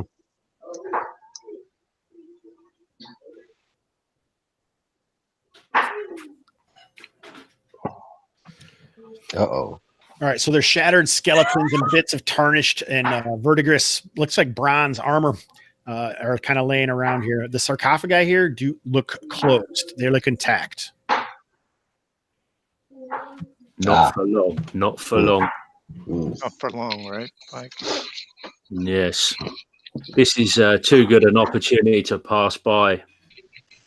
There could be some very interesting artifacts. And so, Are there any holy symbols upon these sarcophagi? No, they all look pretty much unmarked. Unadorned? Yeah, unadorned. All right. All right. Well, let's how see about if the we first can't one get on the one right of there? them open. Yeah, first one, just south of us. All right, so it's probably time to rest. You guys have been searching around here for an hour or so. Okay. So you take a rest. Yeah, I'll get a little, I'll get my sack out and spread it on these sarcophagi that we were just about to explore, bust out some rations, and I'll have a little picnic off the top of the sarcophagi. I will. Oblivious to any sort of potential desecration that may involve. I'm going to get my holy symbol out and give it a good polish. In preparation. In preparation. Preparatory polish. There we go. So, Uven, he doesn't really have the reverence that you would normally feel like in a crypt or something, but there is kind of a quiet ominous, and it really smells like dry and upturned earth, not like desiccation or death or anything like that, or like corpses, but just like a heavy Dry and yeah. And this is a finished stone room. Yes. All right. All right, so you guys get to work on this first sarcophagus. Mhm. Are you? What do you? Is there any? What are your? Do you have any precautions? Or are you just trying to rip the lid open? Or I'll be standing there with my holy symbol at the ready, in one Okay. hand and my mace in the other. Gravik will quickly check around the edges of it, make sure there's no slots or holes or anything that looks like a trap. is Pike going to get involved in that? Yeah, I will assist. All right, you guys don't find any shifting rock or shifting stone. I think maybe we should get round to the head of it where it's tied up by the wall, where the cursor is, and maybe try and shunt it from that end, push it down towards the yeah, just like try and slide it off longitudinally. Okay. All right. So you it doesn't take too long, and you kind of shove it off.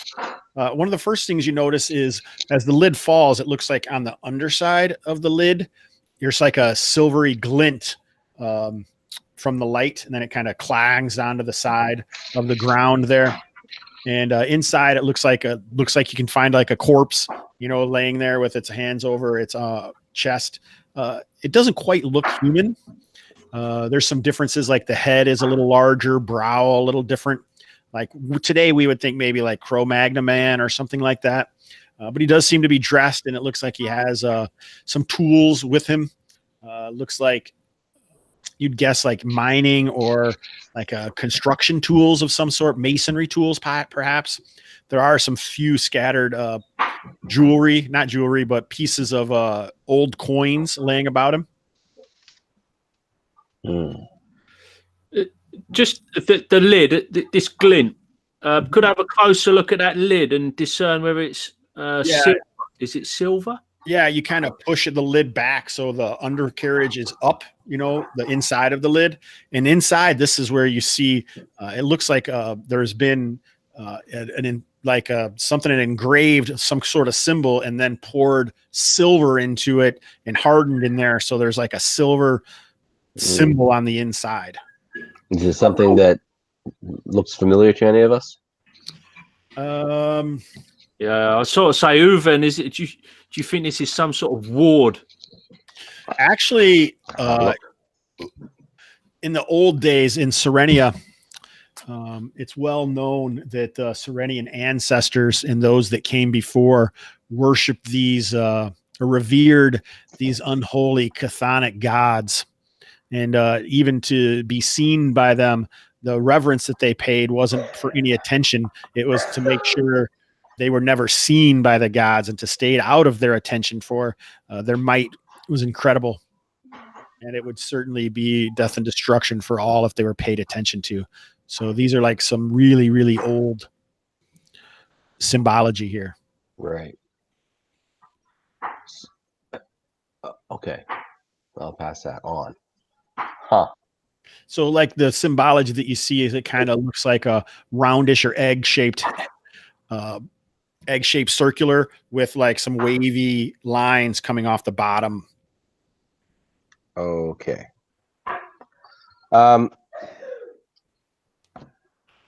So the symbology is actually to avoid the attention of these unholy chthonic gods. Yeah. These gods you did not want their attention, for if they did pay attention to you, you certainly wouldn't survive. Civilization wouldn't survive. Okay. All right. It's not like the modern new gods that Uven worships. This is a old, horrific, culty. Yep. Well, yeah. Okay. So the coins, if this is ancient, these are presumably some ancient coins that are in this sarcophagus. Would they be of value to collectors? Perhaps, if you could find them. Otherwise, they would just be the value that they are. Mm-hmm. Mm-hmm. You find a miscellaneous worth 50 gold pieces. Okay.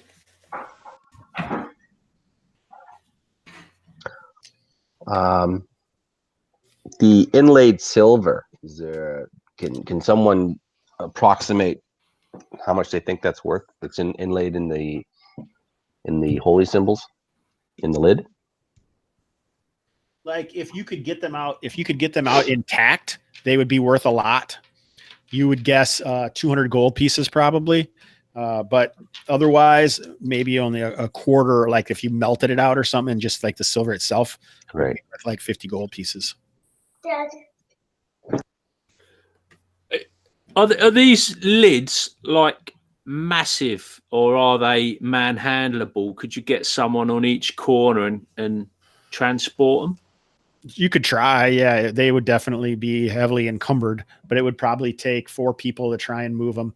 Getting them out would be a pain, but with ropes and such, and you could do it.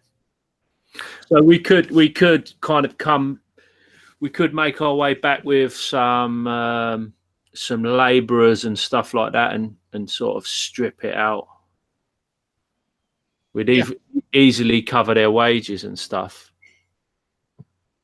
Like I say, it would probably be worth 200 gold pieces. Yeah, if you got it out intact. Yeah, and there's nothing to say that these others haven't got the same. Right. Well, let's have a look at those others and see if they are the same kind of content, same type of iconography on the interior. Okay, so what did we decide about? Does anybody think they can get a holy symbol out of it? Is it a stone lid? Yes. So you could break it up if you wanted to, We and thought- try and use, your knowledge to not bust this piece. Yeah, it sounded like if we could manhandle the whole lid out, the sarcophagus lid out of this place, it might have some value. You wouldn't have to take the whole lid, just as long as the symbology is intact. Mm-hmm. Which How would big require- is the symbology? The symbol. It's 12 inches across. It's circular. So, I mean, you could definitely get it down to weigh, 20 pounds or something like that. Mm-hmm. Yeah. And Okay. let's lift out that corpse out of the sarcophagus and search the full contents of it. All right. Yep. So you take a little time, you pull the corpse out, check for false bottoms and all that. And pretty much what I said is what you find. Yeah. We do run the same procedure against these other sarcophaguses, Jason. Okay. So you move on to the next one. Mhm. And it's basically the same situation. There's the iconography is in the lid. You find, about 50 gold pieces and old coins. Okay. And I think we'll do that the same for the 4 remaining. And then I've got an idea about these sarcophagus lids.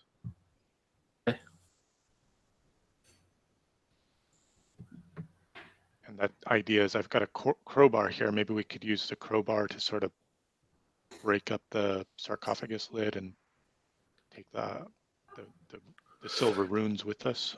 Yeah, I think I recall when we first made Gravik at Gamehole Con that I said that he was a stonemason. I'm not sure if you'll allow me to use maybe that builder's tools that we found. We could maybe try to grind these sarcophagi lids down a little bit. Yeah, absolutely. So far, you've done 2, and you want to get to work on that? Yeah, I'll do I that. take a while people turn are for each flipping one. lids. Okay. And maybe we'll let Gravik do that work while the rest of us search the balance of those sarcophagus. All right, and this one back here, when you pull the lid off, it's the same thing, except there's also a moonstone gem laying in there with it. Like maybe it was attached to some kind of leather amulet or something, but the leather is, since gone. Okay. So you found about 150 gold pieces and this moonstone gem, and as you guys are moving on to the next one, Kay is like, you kind of like you've gotten used to the sound of Gravik wearing away on the stone, but you also feel like you can kind of like maybe a kind of a symphonic shifting to the floor, or you can just kind of feel like something is going on that's different than before. Like there's something moving down the hall south of us, or that there's some sort of disturbance within this chamber. You don't think it's in this chamber, but it's close, and it may not be south. It may like kind of touch the wall, the western wall, and it just feels like it's kind of moving. Like a vibration. Yeah, vibration. Can Pike notice anything amiss with the stonework in that wall? So Gravik's over here.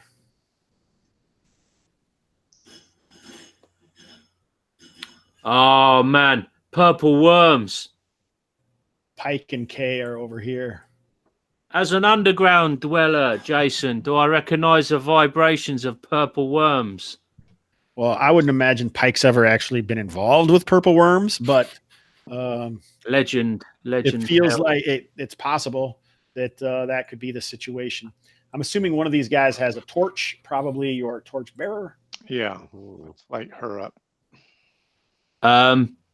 Hey, where's Todd? Guys, I suggest stop the banging. Let's get out of this chamber. ASAP. Grab the gold. Okay. All right, I'll trust your wisdom on this, dwarf. We can come back. If I'm wrong, we can come back. All right, so basically you're just grabbing what you have and leaving? Yeah. As fast as, and I'm just like mumbling, purple worms. I'm sure it's purple worms.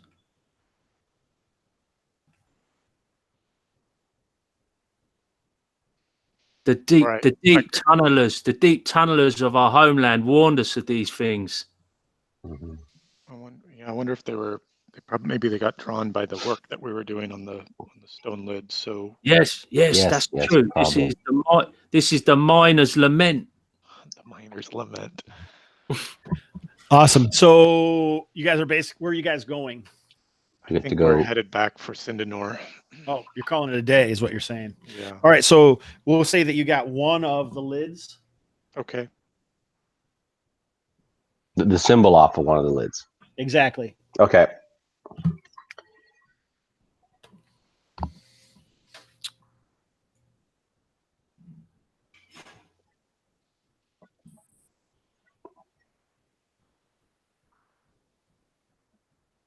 You're not that far.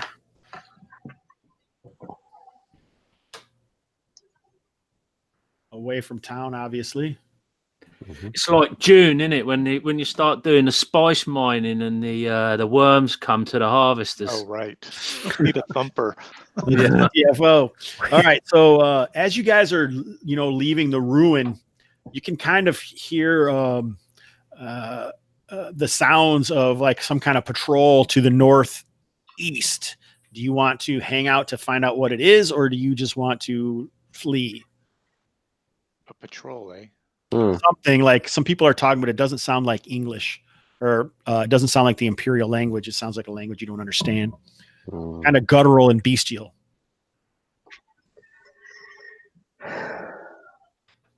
Yeah, let's. Why don't we wait for them? Yeah, maybe we can hide. Let's set up an ambush. Let's ambush. Take to the trees. I'm going to take up a firing position in the trees, Jason, Nada style. And that worked for him. He's level up there somewhere. When he's not a goat. All right. So in preparation for this, there you guys are. Here in the jungle along this trail, you're heading from the northeast down towards the southwesterly direction towards Sindanore. And this is where you are. I'm going to use the restroom. Okay. Yeah, as am I. All right. There we go.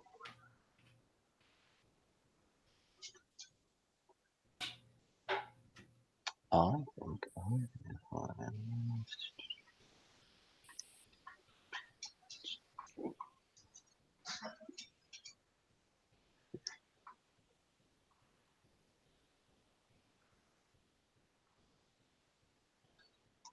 I guess we should. Which way is the noise coming from? Over here? Northeast is what Hobbs had mentioned earlier. Okay. I think we should get over here. So it might be coming down the road. Yeah. Oh, northeast. I was thinking northwest. Okay. Yeah, we'll just stay where we are there. So yeah, if we've got guys with range, we've got some high ground they can get on. Oh, here, eh? Up in here. Yeah, a little bit there, and on the east side. Yeah. What is this? Yeah, none of mine. Well, I do have a sling, so I could get up in here. Dad, if you want to play my game, like Minecraft. All right. Is everyone where they want to be? No. What is the nature of this cover, Jason? Is it pretty decent cover? Can I sort of Yeah, I mean, fair to Midland, it's not going to, do any perfect. It's not heavy jungle. It's the moderate jungle. Jungle nonetheless.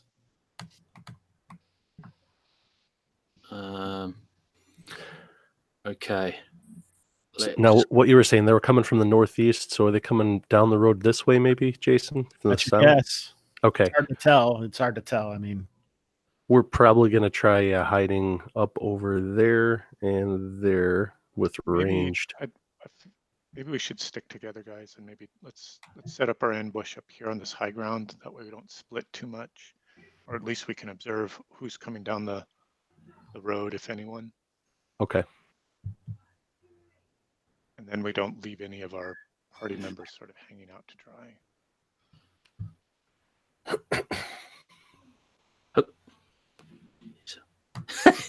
It's musical chairs. Yeah. all right, everybody stop. So Yep.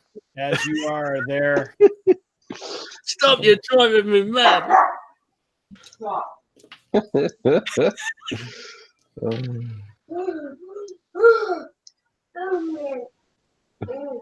all right. So as you guys are, I don't know if you're laying down up there or you're just hiding in the foliage or what. Keep it low. Keep it low. Ooh, it looks like Yeah. we lost somebody.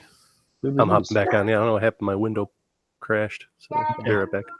All right. So Kay is the first one to realize you can kind of hear some stuff, some things kind of sneaking just below you on the hill below because you guys are on an elevated position.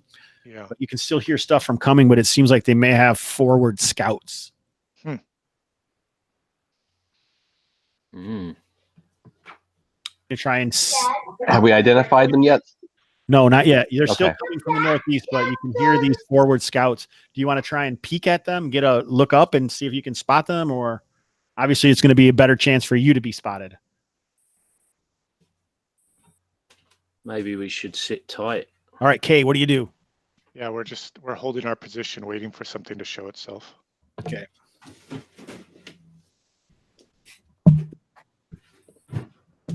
All right, interesting. All right, so you guys can hear something sounds like it moves past you actually. Mm-hmm. Wow. Like footsteps or slithering, or what is it? What are we hearing? Yeah, it's hard to tell unless you're going to look up and try and see. It definitely sounds like more like footsteps, so it's like intermittent shifting. Mhm. You can also smell above, even beyond the normal loamy smell of the jungle, maybe something that smells animalistic. Okay. Do we get a goat's milk sort of smell? And then you can see three. Gravik seems like he's probably in a position to see up the trail. He's just kind of laying there in that line, some foliage over top of you. Mm. Aha. I'll take a peek. Sure. Yeah. So you see some goat men up there. The one on the left, the whitish looking token is, only probably 4-5 feet tall. It looks like a mix between man and goat. So, like its head is a goat and then like one leg is like backwards with a cloven foot. But the other one is just like a regular human foot. And they're wearing, normal clothes. The one to the right of that guy looks similar to that, but he's almost full goat man, and his upper torso is heavily muscled, and you can actually see like veins popping out. And he's carrying this big, thick femur like of some dinosaur. And the one behind him is even more hideous, where is kind of like goat mane is out, and you can see like bone trinkets, woven in his hair, and he's kind of carrying this fetish staff with him. So what do you do, Gravik? I'll kind of slide back in from looking out, and I'll be like, goats. Got goat man. The goat-ometer has been triggered off. They're pretty badass, aren't they? Are they badass, these goat men? Do we know? That one's holding a dinosaur leg, so I mean, take that for what you will. Yeah, he could have scavenged it. So you guys gonna try and let them pass? I think we should let them pass and jump them from behind. Or All right. What you talking about, Willis? What? You think so? Caller. What do you Caller. you've gotten some advice from the different people? Yeah, It I sounds like think some we're people just want gonna to let them attack pass. them and some people don't. I don't feel like we're strong enough to take these guys, especially if they have some scouts sort of lurking around there. We don't know how many of them there are. All right, so they travel past you, but unfortunately now they are between you and Sindanore. Mm-hmm. So are you going to wait around for a while before you continue, or? Yeah, give them an hour, maybe give it 30 minutes to an hour, and then we'll kind of move out from here. What time of day is it? You're edging just past noon now as you wait, and then you're headed towards Sindanore. Yeah. All right, so you escape the Capricorns apparently and arrive in Sindanore. Aha. And it's not dark yet, so they easily let you in, and you have successfully returned. Congratulations, everyone. Empty-handed. Not empty-handed. You guys got some treasure. Yeah. We can cover our costs. All right, so it sounds like you got 150, 200, 400 gold pieces in treasure. All right, but as for the norm, are you going to pay they request a 25% tithe to allow you into the Sindanore? Or if you tell them where you were and kind of say what you did, then it's only 10%. Yeah, we'll pay the 10%. Right. So, yeah, you guys didn't find you didn't go into any new hexes. You didn't do any exploration, but you get 100 XP per level for surviving a journey into Kalmatta. No mean feat. That's right. So you get 100 for that a piece, and then you have 400 that you can split up amongst you. So it looks like 100 a piece for that. Oh, right? I'm sorry. Wait. Was that 100 Per level? per level? Okay. Yep. Not per hex. Okay, gotcha. Nope. If you go into one of the dark hexes and find a new hex, you get 100 X. You get 10 XP for every new hex per level, and then if you find a new location, you get 100 XP per level. Okay. For that, so it kind of goes by level. So as you go up, because I don't do any monster XP. Yeah. I don't mess with that. And then, so like I said, you had 400 gold pieces for XP, and you split that 4 ways. There's 4 players, so you could each get 100 for that. So it looks like you got 100 XP per level and 100 XP for gold. And K's level 2, so that's 200 XP. Yes, yeah. So yeah, you're responsible for that, figuring that out. All right, and so actually, for gold, if you give out the 10%, you lose 40, so that leaves 260. Well, 360 by 4 is... Oh yeah, 360 by 4 is 90, right? Yep. All right, so you each get 90 gold pieces as well. Congratulations. Does anyone want to carouse?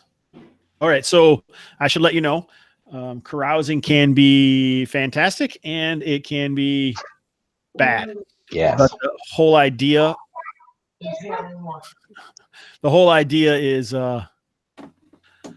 you're using your money, and there's different carousing tables that you can use basically for warrior. So like if you're carousing, going around to the brothels and the ale houses, having a good time with your hard-earned loot, or you could be proselytizing in town if you're a cleric, or looking for converts, or working on your temple or whatever. There's a cleric carousing table. There's a down low. So like if you're just hanging out in your room reading or whatever, and there's also a wizard carousing table. So you don't have to follow these. You can do any of those things, whatever class you are. And you spend your gold, and you're going to get a percentage of that. Usually most often you're going to get 100% per gold piece that you spend. If you want to carouse for 100 gold, you'll get 100 XP. Plus your percentage if you're 10% if you have a high wisdom, if you're a cleric or whatever. But I can tell you that yes, you can catch a disease, Joe D. You can get a curse, you can get all sorts of things. Just ask Arfed. So it is dangerous. There's bad enough that you could be basically imprisoned for execution if you did something bad enough. So you don't really control what happens. It's a conceit of the game that this is basically giving you emergent play for your character because the backgrounds are so limited.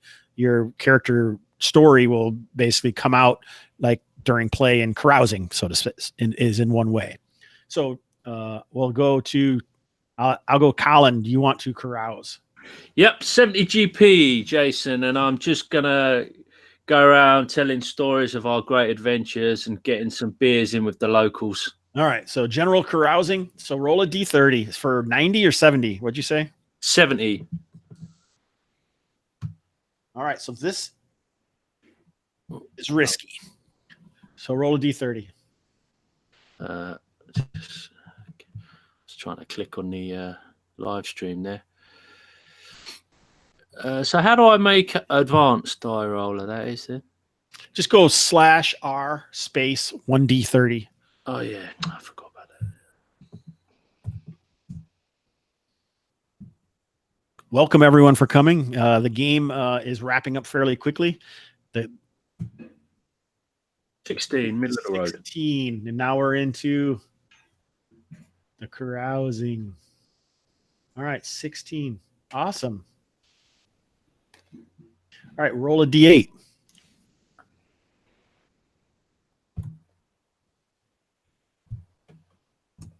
What'd you get?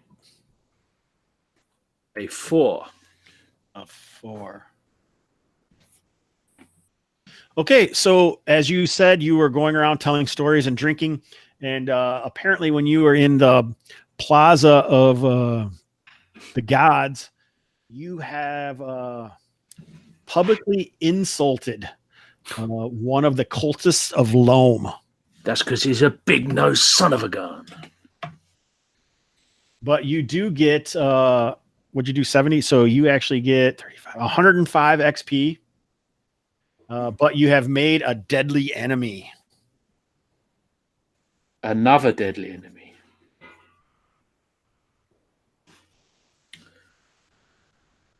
Cult of Loam, did you say?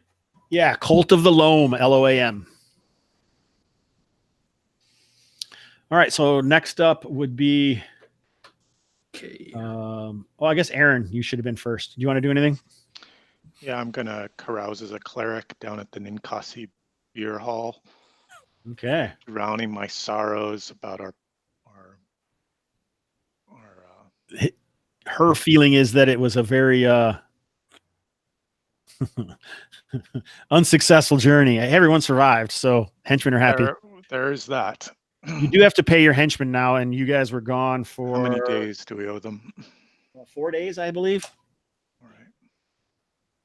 So you should have 3 days, maybe not counting 3 the first days. one. Yeah, and you should take off that much in rations. So if you bought standard rations, they'll be wasted at the end of the adventure because they only last, per one session.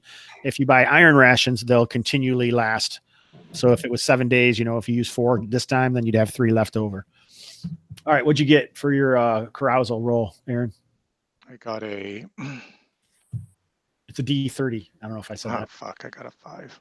Okay, here we go. Bless you. All right, interesting. So roll a D8. 2. All right, so hanging out at the Ninkasi Beer Hall, your own sentiments have been agreed upon by Ninkasi, your deity of choice, and you've gotten a dream. Ninkasi has come as a powerful beer wench, matronly in her carrying beer and smelling of autumnal mead. And you find that the only way that you can once more regain your faith in yourself and Ninkasi's faith in you is casting off your best weapon. So all of your weapons are trash, so you have to get rid of them. Otherwise, you will not be favored any longer. So I have to lose all my weapons or just one of them? All of them. All right. Wow. But you do. How much did you do? 100. You do get 100 XP.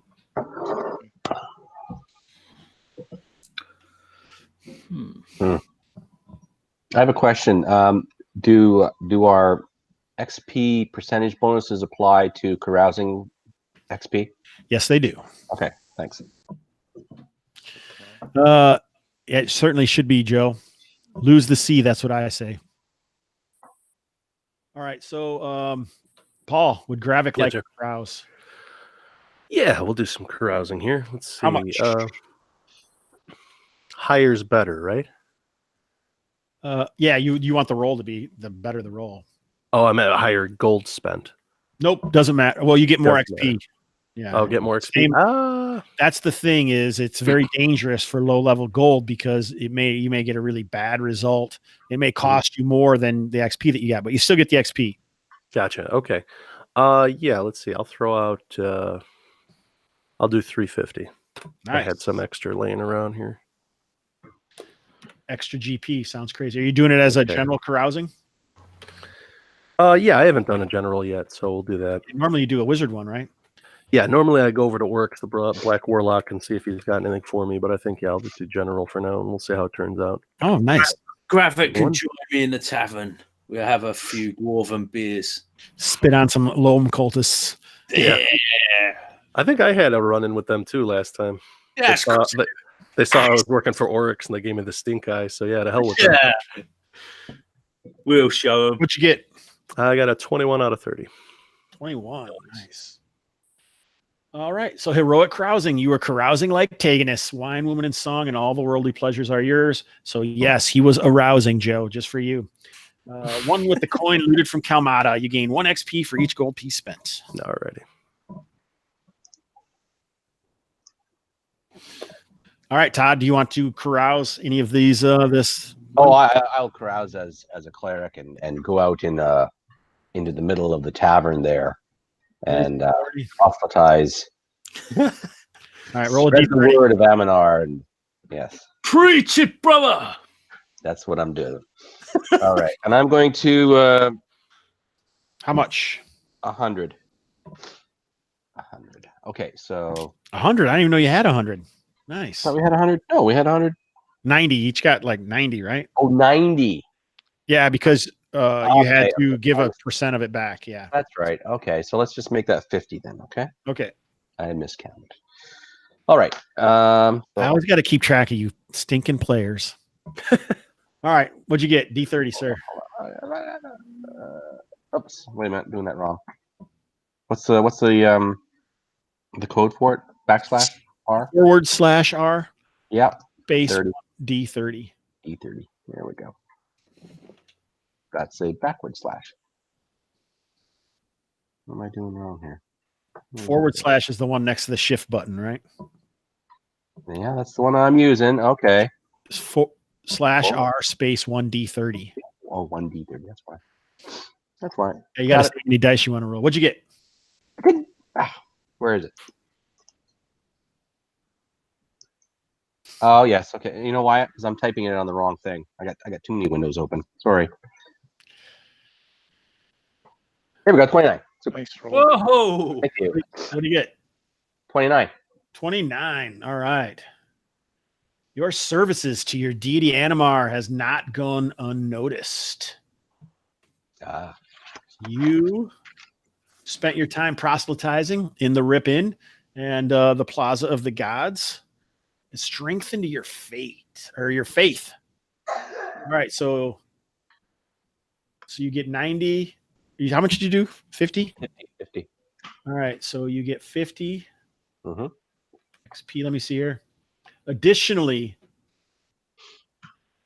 you gain you get a bonus. So you have been revered by Animar, and you get a +1 to turn unholy. So to turn undead, you get a +1. Can I do that at first level? Yeah, you can turn undead. Okay. And also, your wisdom bonus, you get spells according to your wisdom. I forgot to tell you that. Too Oh, bad for you. I thought I didn't have spells at first level. It's in the house rules. Okay, great, super. Okay, so Discovered plus 1 to some turn on. profound knowledge. You also have the ability to lay on hands. Okay. All right, and that is 1 point per level that you can do a day from now on. From now on. Oh, wow. Is this from the blessing? Yeah, from this. Yep. You were blessed by Animar now. Ooh, Todd, man, you're a badass now. Oh, look at that. See that? See that? Raving zealots. That's the way to go. Yeah. Yes. Okay. Nice. That's pretty good. Yeah. Awesome. Joe, if you want to look at our house rules, I think it's on that journal in the Discord. You can see. Also, all the stuff is in the community on G+, which anyone can join by being a $2 patron of Hobbs and Friends. Thanks for that opportunity to pimp that, Joe. Todd actually isn't, but he is a subscriber and a patron of Random Screed, the soul one. Yeah. What's that all about? Where's all the love? Come on. Get in there. To you, man. Support it. Yeah. Support the screed. That's right. Paul, you gotta love those rants that I just go off on. As you so described earlier. The old man in the truck podcast. Yeah, the van by the river. Old man in the truck. All right. So, does anyone else have anything they want to say or mention or anything offhand? If not, we'll move into the double pimping. Double pimp. Yeah. So, anyone wants to have Todd? We'll start with you. Oh, okay. I forgot to pimp when we started that. John Potts and I are working on DCC Crawl Thulu #2 Nice. zine. I'm just finishing up the art for. We released the first one last year at GaryCon, and we're just about ready to release #2. Are you going to bring that to GaryCon 2 or GaryCon 11? I can't come this year, so. Oh, noes. No. Canceling my reservation. Yes, of course. Yeah. So maybe next year, but not this year. I hope so. It'll be weird not seeing Todd. That's for sure. Oh. Awesome, man. Yeah, and someone show up his art, sweet art. All right, that's all I got. No, there we go. All right, cool. All right, so Paul, you got anything Yes. you want to talk about? Any last words here? Nothing personal, but GaryCon 11, like we mentioned, March 7th through the 10th in Lake Geneva. Join us. We will be there. At least a few of us are. I know I will. Hobbs, you'll be there. Yeah, I'll be there. I'll be running some Kalmatta live off the grid. So if you want to play without having to pay money, this is the opportunity. You take donations. Awesome. Thanks, Paul. Colin. Always looking for listeners on the Spike Pit podcast. Come and check us out for some just gaming chat and hear me talk about whatever's going on in my brain, which isn't usually a lot. And yeah, check it out, Spike Pit, man. And listen to the Anchor community because I get quite a few call-ins and it's more of us all putting our heads together. And yeah. Yeah, best community ever. Yeah. Especially in its little corner of the OSR. The Awesome. OSR. All right, Aaron. Well, thanks for running this morning, Jason, for the party. Sorry, the plan was sort of a bust, but maybe we learned a little bit about Kalmatta. It just seems like everything kind of goes in cycles, just like real life, as far as the Watchtower goes. Like, obviously, that was the very, very first place anyone ever went 100 sessions ago, 2 years ago when I started running this, we'll say. And it's probably the second or third. There's another place that people always go to as well, just that area just south, because it's only 2 miles away. So why not, right? Right. Sometimes stuff is there, sometimes it isn't. So it's all just random rolls, just like usual. So Sure. awesome. No problem. And I think it's a good thing. It's good to see that sometimes stuff doesn't necessarily happen. But eventually, if they keep going, then something's eventually going to happen because it's just odds. Right. And we could have had something happen with those Capricorns, but Yeah. that looked Yeah, and obviously you had something happen in the crypt, but you flooded that, right. the Serenian crypt. So Yeah, well, last time there was a rumbling, Jason. There was a rumbling, and you had that 60-foot beetle, mate. So I'm not hanging around for no more of them. I watched away half of the party. No, thank you. Yeah, that would have been awesome. No. All right. Chamber, yeah. Nice one. Yeah. All right. So I should say, if you do want to be a patron and you do want to get involved in Kalmatta Live, you can find it at my patron at www.patreon.com/OSRN Hobbs. As always, I hope you enjoyed this little trip through Mr. Hobbs's gamerhood. It was a short jaunt. Everyone survived, though, so I call it a successful one. Yes. Yeah. So won't you be my gamer?